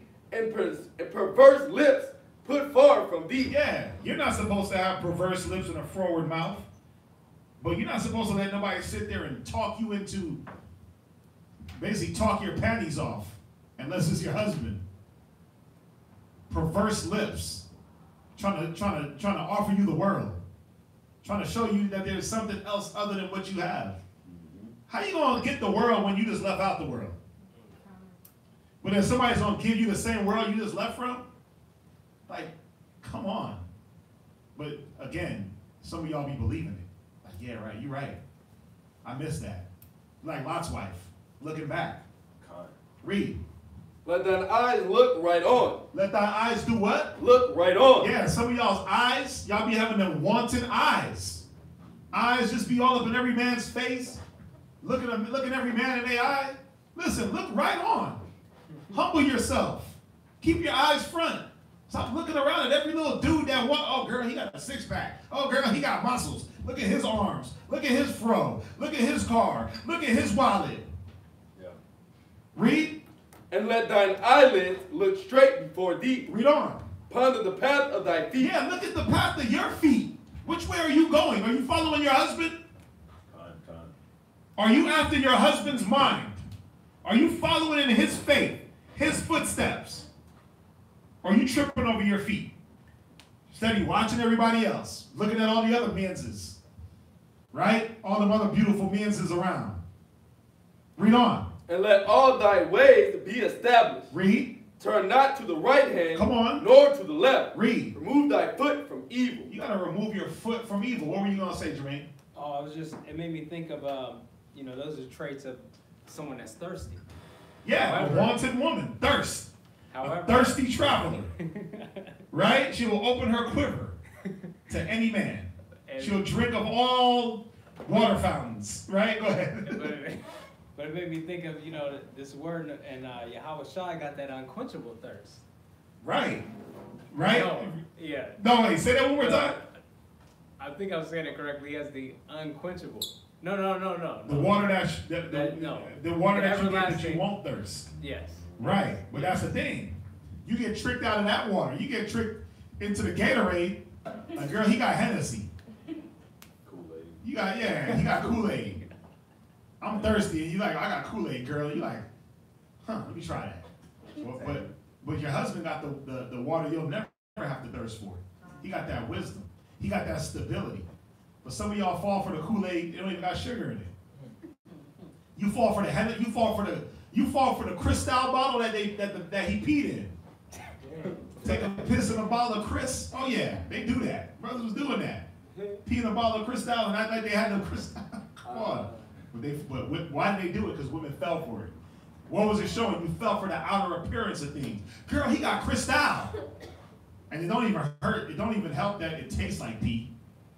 Yeah, it doesn't taste good. But you fall for that glitz and that glamour. Why? Because you're looking at everything else. Instead of saying, let me have my eyes focused on the prize. Let me focus on my household, my children, and my mans. Let me serve him. Let me satisfy his needs. It's sad, man, that we want to satisfy the needs of everybody. But then you got a man that you'll disannul his needs. I'm going to get there. Go to 1 Corinthians chapter 11 and verse 10. I keep you wanting to jump. I get so excited with myself. Go to 1 Corinthians 11 and 10. 1 Corinthians chapter 11 verse 10. For this cause ought the woman to have power on her head. What is the power on a woman's head? Who knows? Or what should be the power on a woman's head? Should it be her own power? It's her what? Her husband. It should be her husband. Right?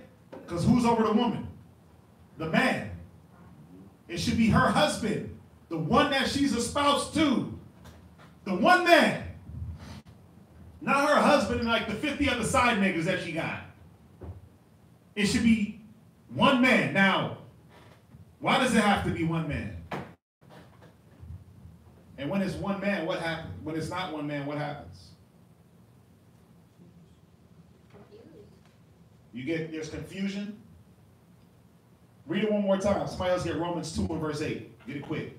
For this cause ought the woman... Don't look around, just get it. Romans 2 and 8. Read again. For this cause ought the woman to have power on her head, because of the angels. Right. Now, read Romans chapter 2 and verse 8. Romans chapter 2 verse 8. But unto them that are contentious. Right. To them that are contentious, going back and forth with their husband. Nigga, you ain't my man. We're just espoused. We ain't do nothing yet. And then the ones that do have a husband, like, nigga, you ain't Christ. You can't tell, you ain't my daddy. Well, you calling somebody else daddy. To them that are contentious, read. And do not obey the truth. Yeah, you don't obey the truth. God, Christ, man, woman, child. You don't obey that. You think it's God, Christ, woman. God, Christ, and you? Read. But obey unrighteousness. But what? But obey unrighteousness. What happens to them? Read. Indignation. Somebody else get Psalm 78:49. Indignation. And wrath. And what? And wrath. Indignation. Wrath. Read on. Tribulation. Now you go through tribulation. All them single moms out there talking about, I'm an independent woman. I don't need no nigga. Look at all the tribulation they go through. Why? Because they don't want no power on their head. The only power they want is their own. I'm going to show you how these powers, how this tribulation comes to y'all, man. Read.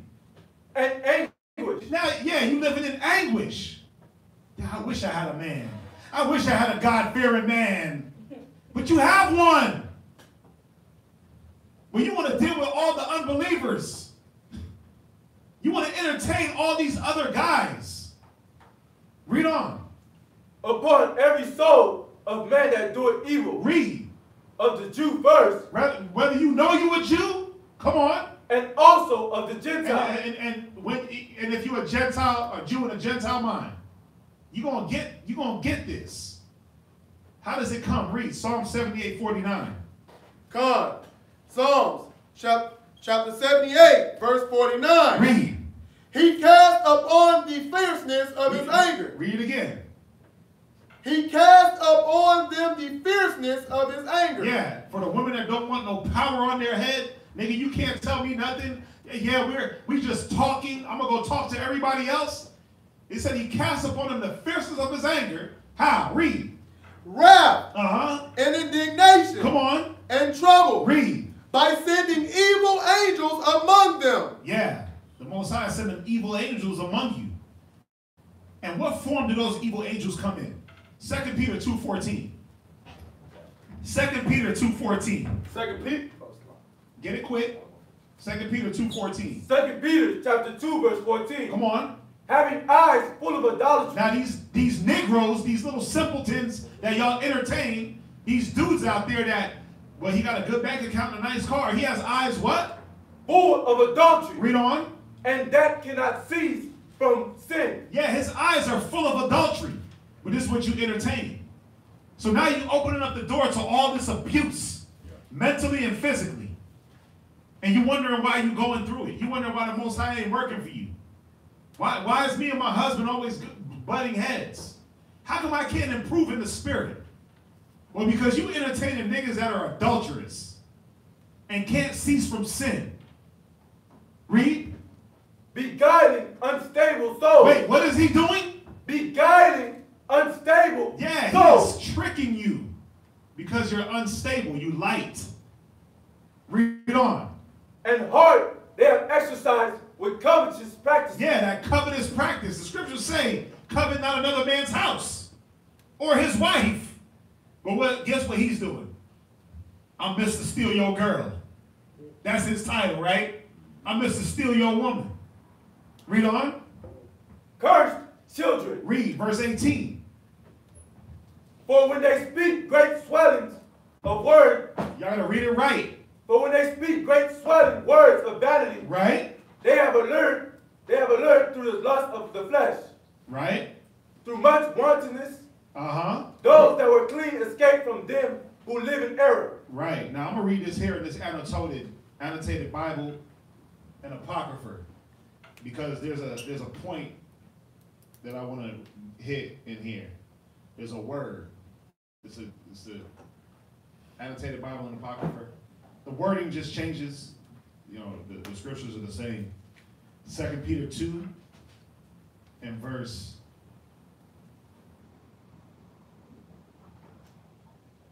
2 Peter 2 and 18.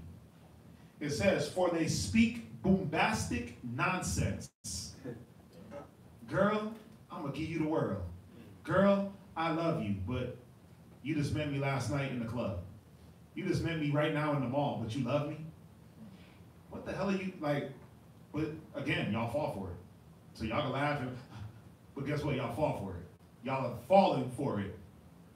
Y'all are falling for the boo, you the only one. Y'all fell for that.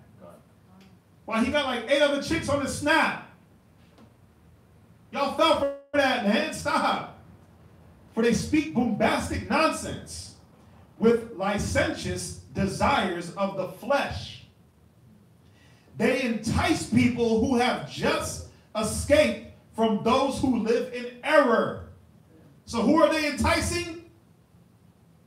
The ones that they're enticing you who just escaped the world. Why? Because they're looking at you. He said it earlier. They're looking at you like, damn, she looks pure and wholesome. Let me defile her. That's what they're saying in their mind. When they were like, yeah, we just want to be friends, girl. The back of his mind is like, yeah, I just want to defile your ass. That's what he's thinking.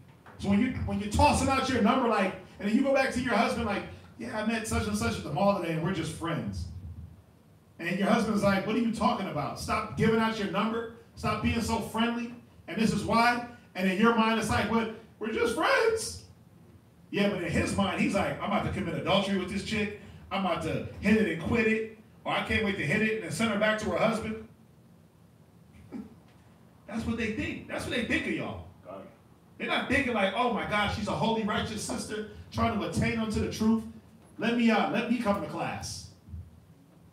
They ain't thinking that. Licentious. The definition of licentious. L-I-C-E-N-T-I-O-U-S. For they speak bombastic nonsense with licentious desires. Licentious. Promiscuous. Unprincipled in sexual matters. Immoral. Naughty. Wanton. Depraved. Sinful. Corrupt. So when these niggas is pulling up on y'all talking about baby, baby, baby, ooh, you the only one, you fell out of heaven, you running through my dreams, let me get your snap. And you like, yeah, I was in your dreams. Here's my snap. Or you like, no, I got a husband. And he's like, what your man got to do with me? He hit you with that old Bismarcky or whatever song that was. He hit you with that old school. What your man got to do with me? Do they say that now? They don't say that now. That was the thing. What your man got to do with me? I'm not trying to hit that, see? And you like, yeah, you're right. He ain't got nothing to do with you. Here's my number, my snap. Here's my panty size, my bra size. Here's how you infiltrate my mind. Here's my address. All he wants to do is destroy you morally. He wants to bring in hurt. You open up that door to be abused. Read verse 19 of Peter. Verse 19. While they promised them liberty. Because they promised you freedom, right? Girl, I'm going to free you. We're going to take trips. We're going to go on this. We're going to do that. We're going to do this. How, nigga, when you in the hood? You on probation. You can't even leave the county.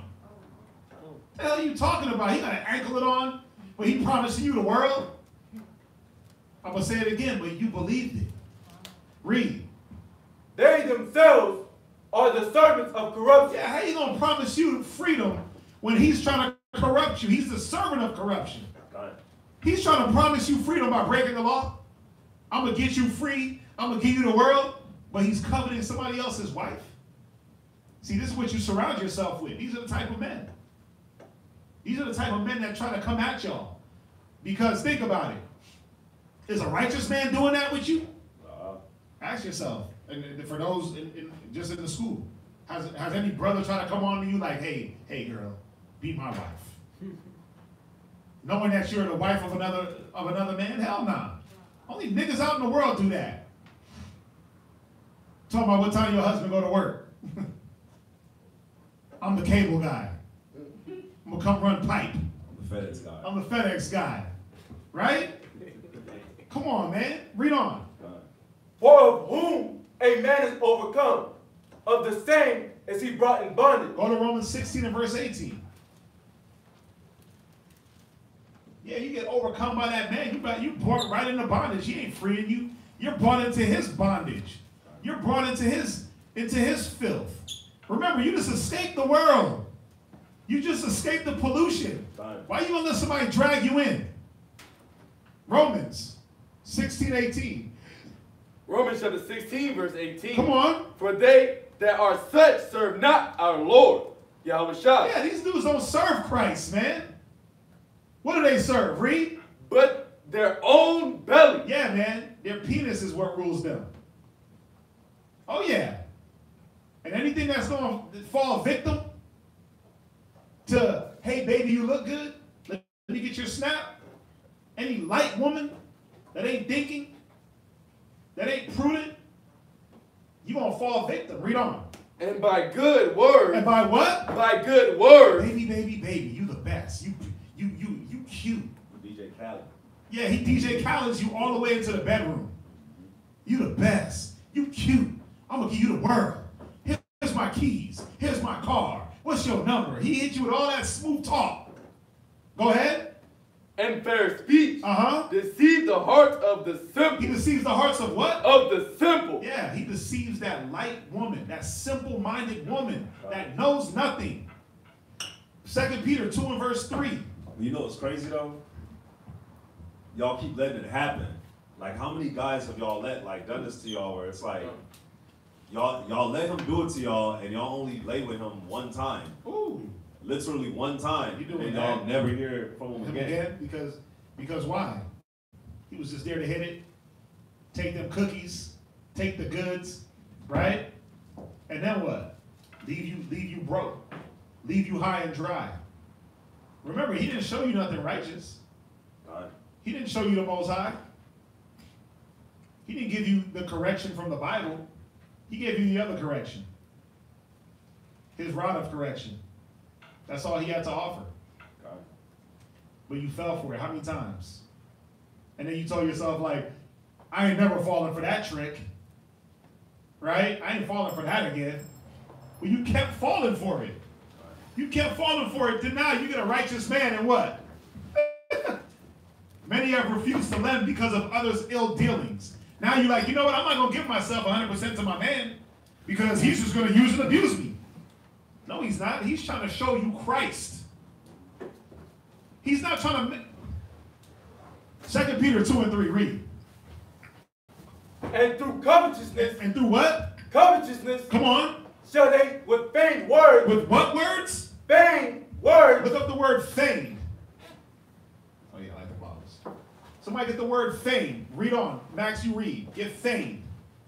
And through covetousness... Shall they with feigned words...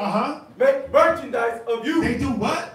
Make merchandise of you. Yeah, you know what these dudes is out here doing, man?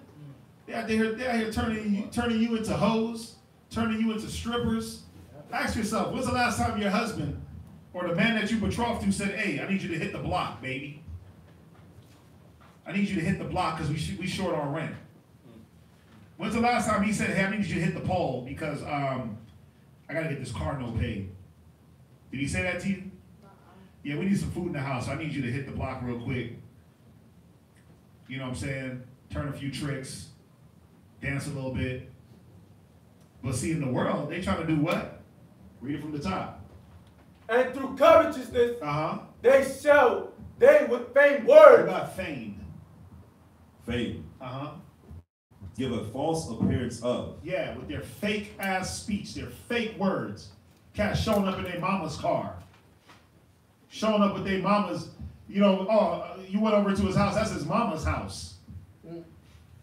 That's his mama's bank card.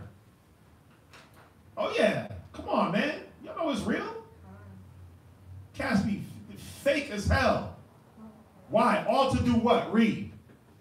With vain words, Uh-huh. make merchandise of you. They make all to make you a merchandise. All to benefit from you. You ain't nothing but a stat. Yeah, you a notch in the bedpost. You're a come up. Another bucket list. You on the you the bucket list. I want to hit, I always want to hit a 411 Mexican. You nothing but bragging right now. I always wanted to get with a Honduran. Yeah, I always wanted a black chick with green eyes. They making you a stat. They make you merchandise. You they come up. Now what? You gotta give them your car. You gotta give them your bank account. That's what it turns into. But where's the reciprocal? What is he offering to you spiritually?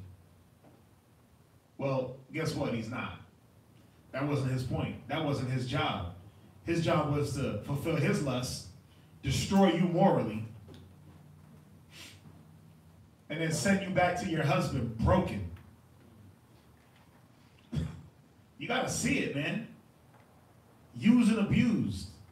For you to now have your guards up, for you to distrust people, for you to refuse to give yourself to the right purpose.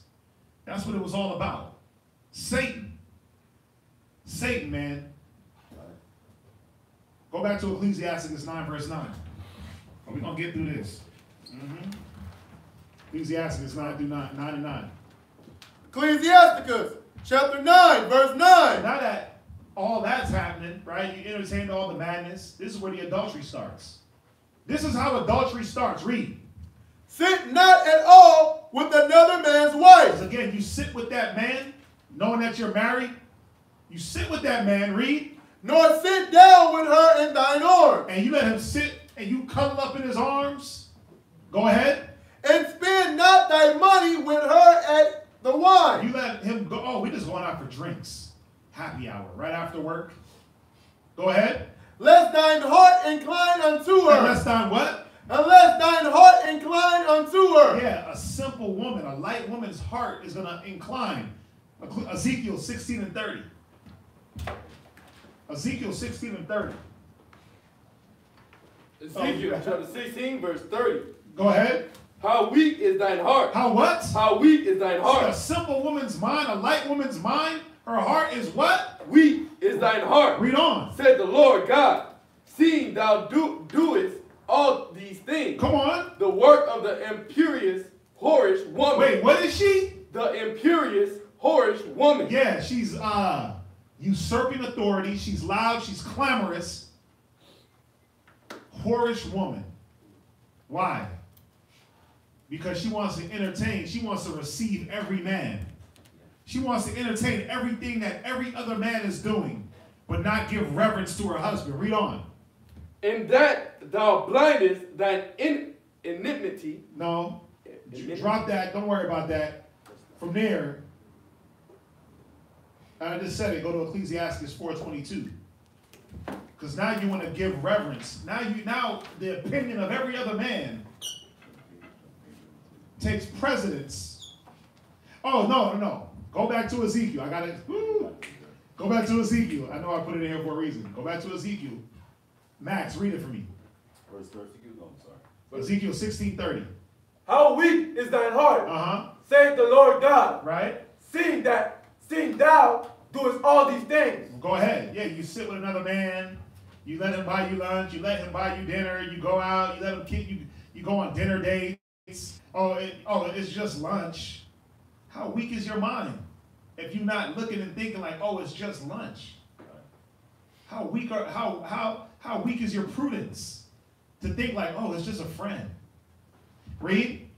The work of an imperious, whorish woman. This is the work of a whorish woman, a bullheaded, usurping the authority. And when you look up imperious, watch. Strong-minded, not in the right way. I'm looking it up real quick. assuming power or authority without justification, arrogant and domineering, an imperious woman, a woman that usurps authority over her man. Right? You usurping authority over your man so you can do what? Read on. In that thou buildest thine eminent place in the head of every way. That's what a whorish woman does. She builds up her eminent dwellings at the head of every way so she can catch men. Go ahead. And makest thine high place in every street. And has not been as an harlot. Read. In that thou scornest higher. Read verse 32. But as a wife that committed adultery. But a wife that does what? Committed adultery. Come on. Which taketh strangers instead of her husband. Wait, what does she do? Taketh strangers instead of her husband. Why? Because a woman will receive every man. But only a light woman. Not righteous, holy, steadfast, diligent, humble, meek, quiet sisters. Read on. They give gifts to all whores, but thou givest thy gifts. That's it on that. Go to Ecclesiastes 4:22. It goes in filthy. Yeah, it gets dirty. Ecclesiastes chapter 4, 4:22. Chapter 4, verse 22. Come on. Accept no person against thy soul. Right, because now when your husband is like, listen, babe, we need to do it this way, this way, this way, this way, and this way. I need you to stop getting phone numbers from other men. He's been telling you for the last 3 years. You better than me. You better than me, man. 3 years. Years? Hell nah. I learned my lessons. I need one instance. I need one instance and I'm done. Hey, because it don't pan out well. It's going to become a battle of the minds. Well, it's just a friend. Well, what do you mean it's just a friend? Well, see, he's just a friend. And then it turns into something totally different. It turns into, thou hast not one husband, but 5 husbands.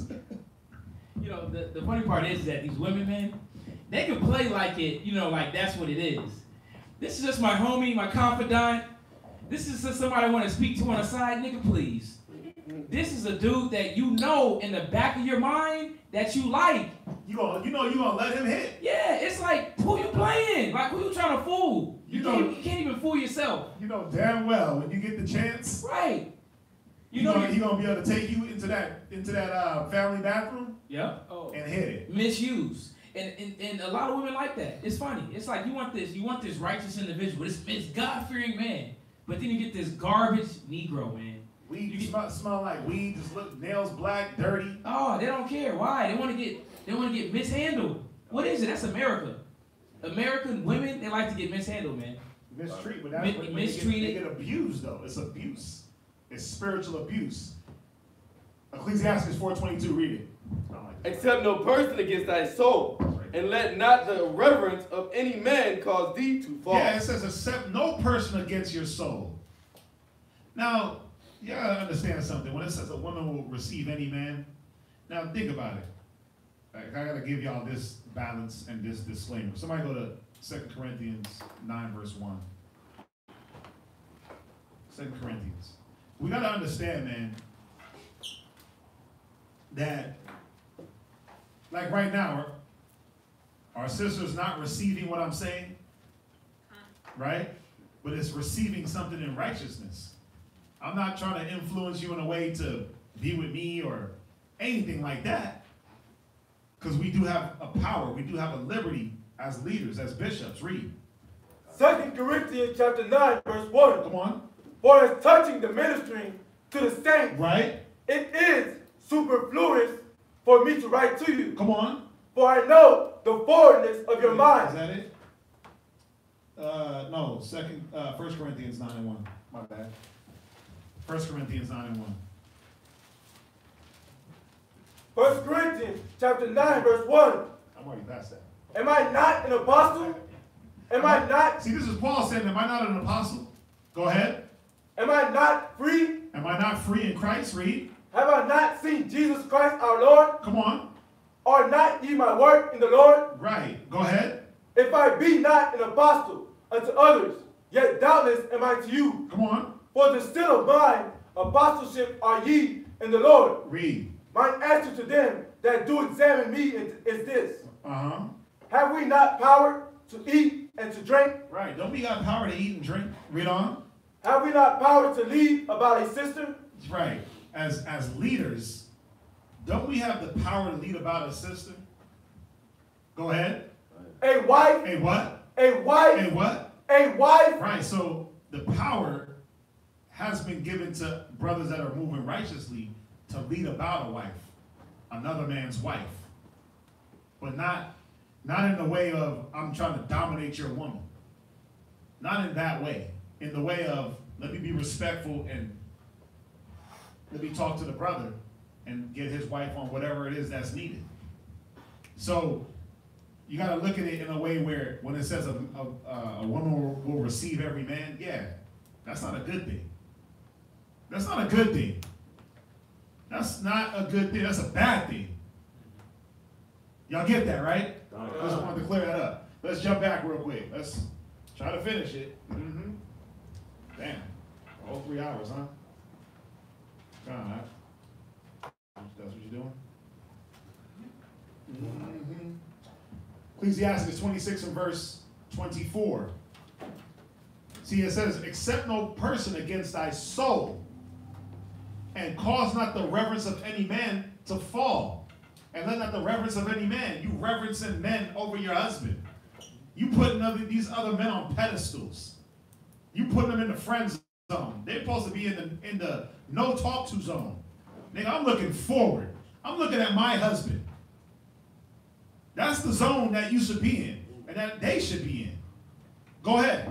Come. Ecclesiasticus chapter 26, verse 24. Uh-huh. A dishonest woman contaminate shame. Wait, a dishonest woman does what? Contaminate shame.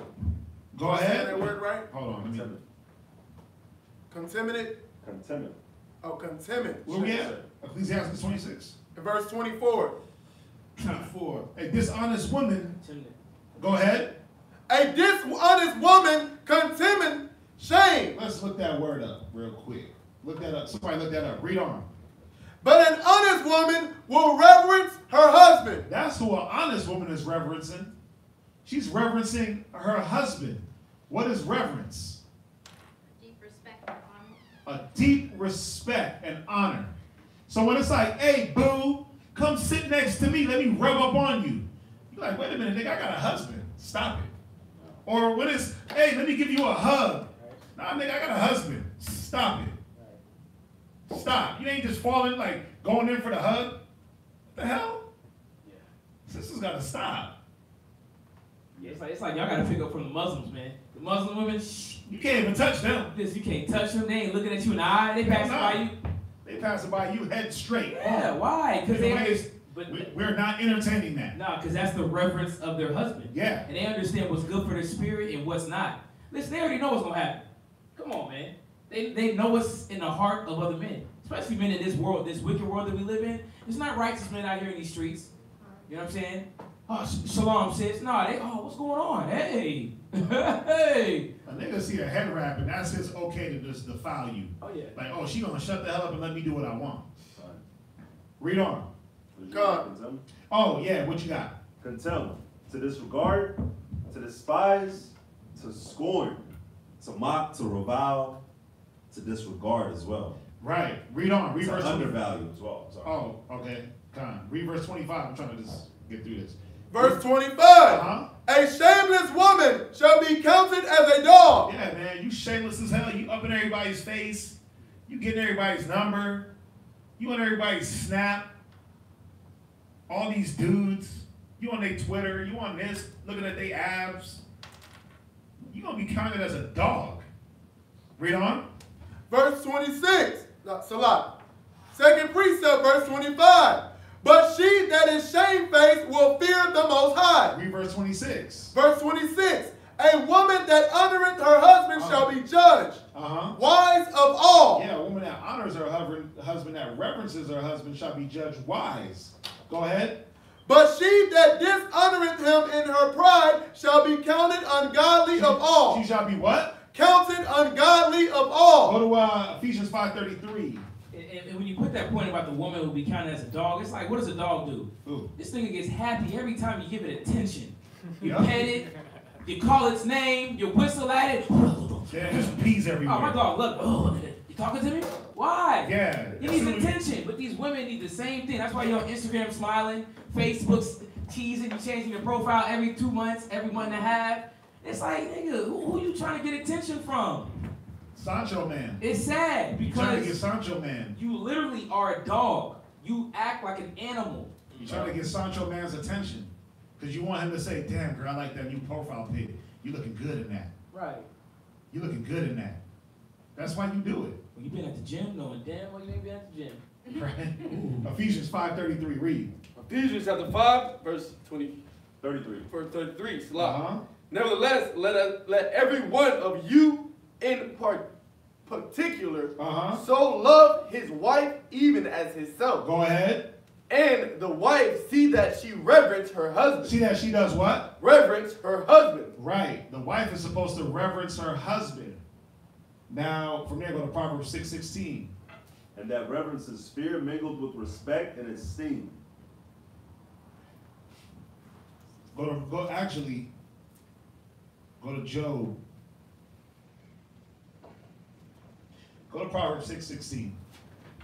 Because now, let me see that tissue. You sitting up. Remember, go back to Ecclesiastes 9 and verse 9. Ecclesiastes chapter 9 And verse 9. And then whole Proverbs 6:16. Go ahead. Sit not at all with another man's wife. Read. Nor sit down with her in thy arms. Come on. And spend not thy money with her at the wine. Read. Lest thy heart incline unto her. Right, that heart. Because now your thoughts become action. Read Proverbs 6:16. These 6 things doth the Lord hate. Yea, 7 are an abomination. Come on. Unto him. A proud look. Yeah, he hates your proud look. Go ahead. A lying tongue. The lying. You gotta lie to your husband.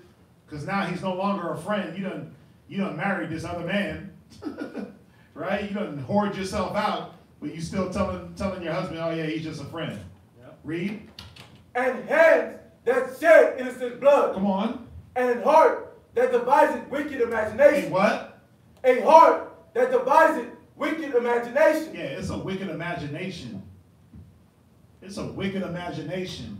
You know, I was gonna say too, that hands that shed innocent blood, right? That's that baby that you abort. Ooh, damn. Yeah, when you trying to hide it? God. Damn. You went there? Ah. Yeah, man. Oh my God. That was nasty. Damn. I didn't even think about that. That's real though. Think about it. It happens, right? I got pregnant. I got to get rid of it on the low. You shed that innocent blood. That heart that devises mischief. Read on. Feet that be swift in running to mischief. And then you run to the mischief. You devise the evil and you run to it. The Most High hates that. Because you sat down with this man. You let this man sit with you, entice you, jizz on your brain. And then what? You start imagining all the things that he's talking about. You really thought that he was going to give the world to you in the palm of your hand. Y'all seen Scarface, right? Michelle Pfeiffer. Oh yeah. Man, old boy Tony Montana, he done gassed her up. He gassed her all the way up. And then what? He gave her the same life she already had. She didn't give her nothing. He didn't give her nothing different than what she had with old boy. Yep. Then when she got with Tony, it was what? Quaaludes. It was Quaaludes. It was more drugs. He was clowning on her. He actually was blazing her. Old boy wasn't. He didn't give a damn. She was just pretty. But she had the same life. Right? From there, go to Job 15:12. Somebody else get Proverbs 23:7. Job chapter 15, verse 12. This is where you. Why doth thine heart carry thee away? Why does what?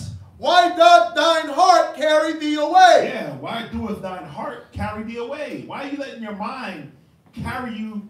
Why are you letting the inclination of your mind to someone else? The reverence of someone else. You thinking about someone else and giving your mind to someone else carry you away from your husband. Why do you let these things happen? Why? Because you're light. Because you know nothing.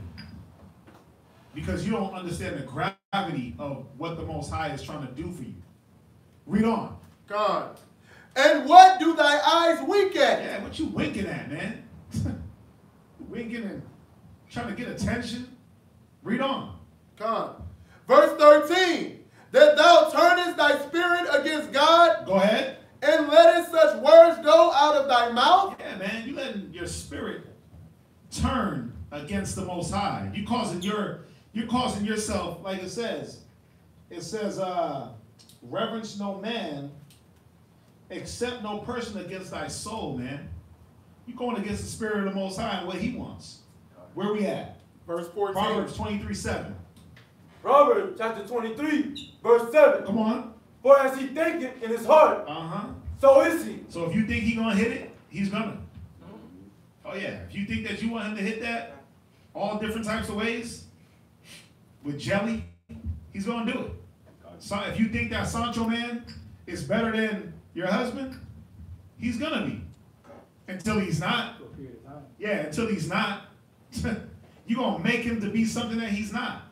You're going to disregard first of all, you're going to disregard the wisdom, the Bible, the law, and then you're going to disregard the fact that he's a weed head, the fact that he don't shower, the fact that it ain't his car, it ain't his house, it's his mama's crib, he ain't got no job. You're going to disregard all that.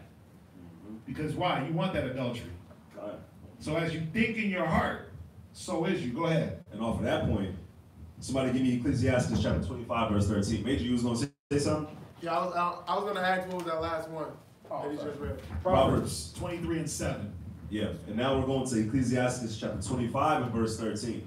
And that Proverbs chapter 23, verse 7 is cold, for it says, for as a man thinketh in his heart, so is he, right? So read this. Check this out. Ecclesiastes chapter 25, verse 13. Go ahead. Give me any plague, but the plague of the heart. So give me any plague but the plague of the mind, right? Go ahead. And any wickedness, but the wickedness of a woman. Why? Because a woman can plague your mind. And as a man thinketh in his heart, so is he. So that woman, she done plagued your mind, and now you're out of it. Listen, I met a cat in the mall. He had a heart attack because his wife broke up with him. True story. Real talk. He had like a little thing right here. And he was like... Called a pacemaker. His heart gave out. He was on his deathbed. No, he was in the hospital bed when they put the pacemaker in his heart. And his wife came, and he said to her, "You see this? You see what you did to me? You did this to me." But it's real though. But this is what happens when you give yourself over to a light woman. That woman don't care about you. You care about her more than you care about the Most High. So now this light woman, she take advantage of you. It's like you like that guy that's on, everybody seen the video. He was on the elevator, gave old girl a hug. She went upstairs, he popped a bullet in his head in his mouth. Giving it up, man. Why? He's weak. Right. Gave his strength over. She don't care. But this is the thing. Read verse 14. Any affliction, but the affliction from them that hate me. Because come on, man. A person really gotta hate you if she's living with you, and she's hiding it, or she's not hiding it, but she's living with you and she's being a wicked woman on purpose. Read. And any revenge, but the revenge of enemies. Go ahead. There is no head above the head of a serpent. Go ahead. And there is no wrath above the wrath of an enemy. But think about it. What wrath and who can be more of an enemy than the woman that lays next to you? Or the woman that you're trying to get? Or the woman that you're trying to make be that companion? Look at Samson. None of those enemies, none of those Philistines could get to him. But who got to him? Delilah did. His other wife did with the riddle. Look at Solomon. Nobody could get to Solomon, but who did? His wives. All the wives that he married. Look at David. David's only fall was adultery. Look at Adam. Adam's fall was because he listened to Eve over the wisdom that he was given from the Most High. So you got to see what plague is worse than the plague of a woman, and what enemy and what serpent, and what does it say? What enemy, what serpent, and what revenge, and what enemy, and what affliction, can be worse than something that you can get from a lady. Go ahead. I had rather dwell with a lion and a dragon than to keep a house with a wicked woman. Yeah, because at least you know what a lion is capable of, and you know what a dragon is capable of. But I bet Samson didn't know what Delilah was capable of. You got him killed. She got him killed, yeah. Read? We was going to hit that story. We ain't gonna have no time. Yeah, just jump to it. You got to jump to it. We ain't got no time. Verse 13. Yeah, we was going to hit it. Yeah, keep going, keep going. The wickedness of a woman changes her face and darkeneth her countenance like sackcloth. Yeah, when you first met her, she was beautiful, she was bright. Virtuous, you couldn't stop staring into her eyes.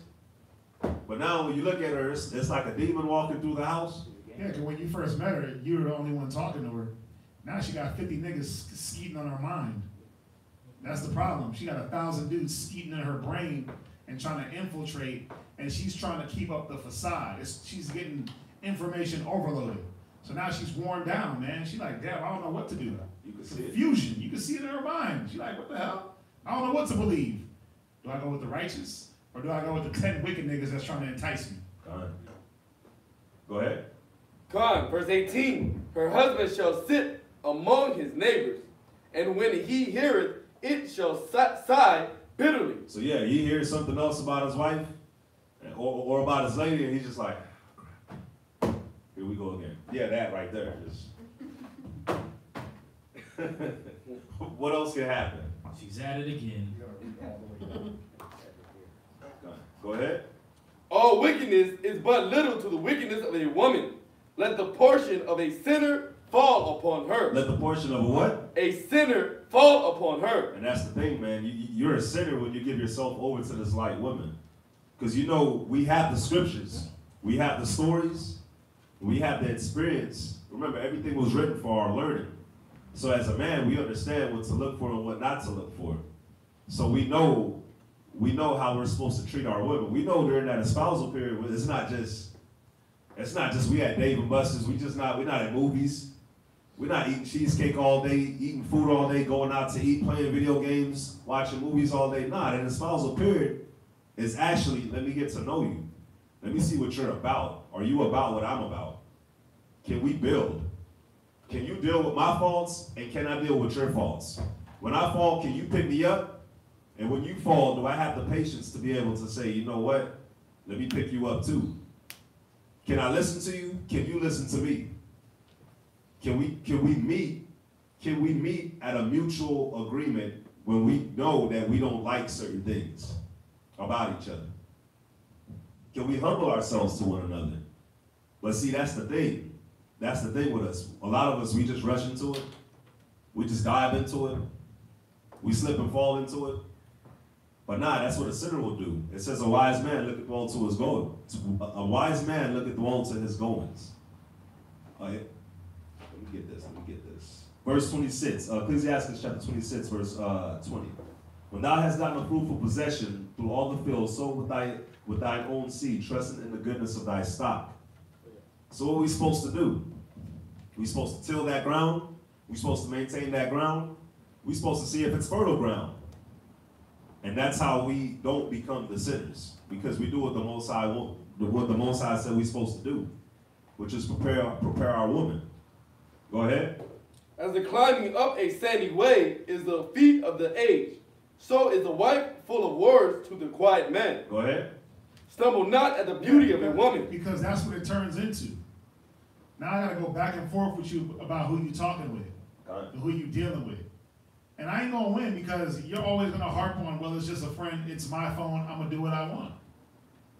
But see, as we read on, there's an end result to this. Watch, read.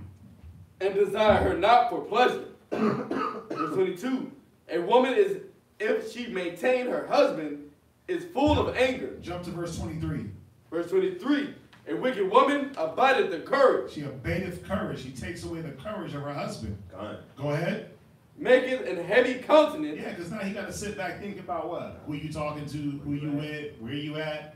Mm-hmm. Right? You abate his courage. You take away his, and it shouldn't happen. It's like you take away his trust. You take away his manhood. But see, you know why it doesn't happen? Because as we read on, there's a remedy There's a remedy for the woman that don't want to lock in with her husband. There's a remedy for the woman that wants to have 5 other niggas on the side, that wants to give her number out to every dude. There's a remedy for that. Married or not.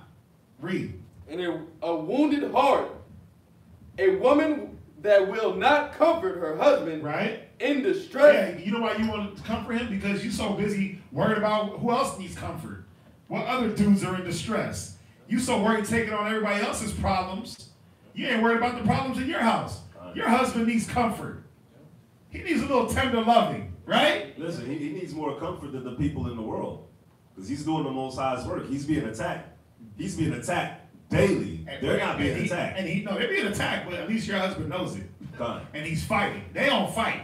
They get attacked and just lay down. So it's like, yeah. But we getting attacked, we fighting back. God. So yeah, he needs that comfort. He needs it, yeah. But you like, nah, nigga, I ain't got time to comfort you. I'm gonna go comfort myself. I'm gonna go worry about what this guy's talking about, what this dude over here is texting me about. How his day was. Well, he was telling me about his day, so I gotta figure out how that goes. I'm a light in his darkness. Because we just friends. But what about your husband? What about your esposo? What about your betrothed? What about that? What about him? But see, that's why it says that it abated the courage. She abates his courage because she's not doing what she's supposed to do. She was meant to be a pillar of rest. But instead, she's doing the complete opposite. She's a pillar of rest to every other stranger, to every other man that she gets drunk with at the club, and now she's a pillar of rest to that dude. And not really, because he's not looking at her as a pillar of rest. He's looking at her as how can I get one off? It's like a lust achievement. Yeah, how can I get my lust fulfilled? Not the husband, but the man that she's entertaining. You got to see how it works. Like, you think you're doing something, but you getting played. Yeah. Ooh. You getting played, man. I gotta read on. God, a woman that will not comfort her husband in distress, maketh weak hands and feeble knees. Now you making this man with weak hands. You giving him weak hand and shaky knees. He's like, damn, I got nowhere to turn to. Read. Of the woman came the beginning of sin. Why? Because she was deceived. Not the man. Read. And through her we all die. Come on. Give the water no passage. This is to you brothers. Give the water no passage. Listen, you're supposed to put your foot down. Listen, you ain't going to be giving your number out to no man. No other man. You ain't giving out your number. If it's about class and teaching, give them my number. If they need to learn the Bible all of a sudden, give them my number. But you ain't giving your number out. You ain't going to sit up on the phone entertaining these other dudes. Put your foot down. Give the water no passage. Read.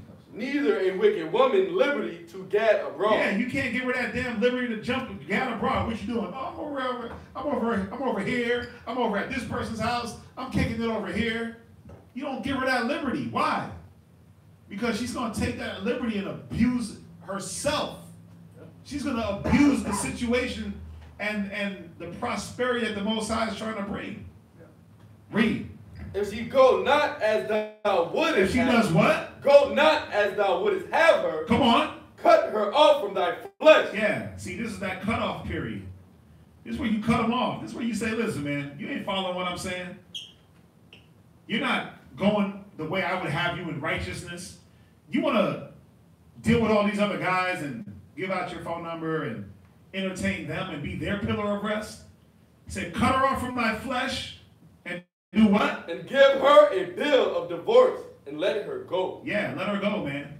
Because it's going to be more headaches in the long run. She's not going to get over that hurdle. Why? Because she's light. She's not understanding the repercussions of her act. She's not foreseeing the evil. She's not seeing that when I entertain everything else but my husband, I'm causing abuse of myself. I'm abusing my authority. I'm undermining my husband. I'm undermining Christ and the Most High. Y'all got any questions? I already went there. Come on, bro. Y'all got any questions? Anything online? I know y'all had, listen, we had to jump right into the class. We started a little bit late. We were going to jump into the class anyway. So if y'all got questions off the topic, hold those for next class, which is Wednesday, how do we effectively communicate to an obstinate, headstrong family member that the knucklehead she's about to hook up with is no good, when her first impulse is to attack those that mean well to her? Those that don't want to hear, they gotta feel. So some people gotta go through it, man. If she's obstinate and headstrong and lashing out, there's nothing you can do. There is no communication. You gotta let her go through what she gotta go through. Some people learn that way. Some people have to be taught by getting whooped. Everybody can't be told, thus saith the Lord. Not everybody cares about that. You gotta remember that, man. Not everybody cares about that. I wish everybody did, but if everybody did, wouldn't we be in a better place? Some people gotta go through it, man. Some people didn't hear this class today. They were like, nigga, please. I ain't hearing that. They're gonna go back out and do the same thing. Sisters gonna be giving their numbers out, giving out their snaps, Instagram. They gonna do it even more now. Like, see, I'm about to go open up a Facebook so I can get niggas. So, some people gotta feel, man. Remember, the Most High is not mocked. A man will reap what he sows, so. Remember, Passover is on April the 21st. We didn't announce it. We also got Purim, March 18th and 19th. All right, if you'd like to gather, please hit us up. You can contact us on isbhpk@isbhpk.org. Okay. Again, whatever questions y'all got off the topic, hold until next class. We'll get to them. And we're going to say shalom. Shalom.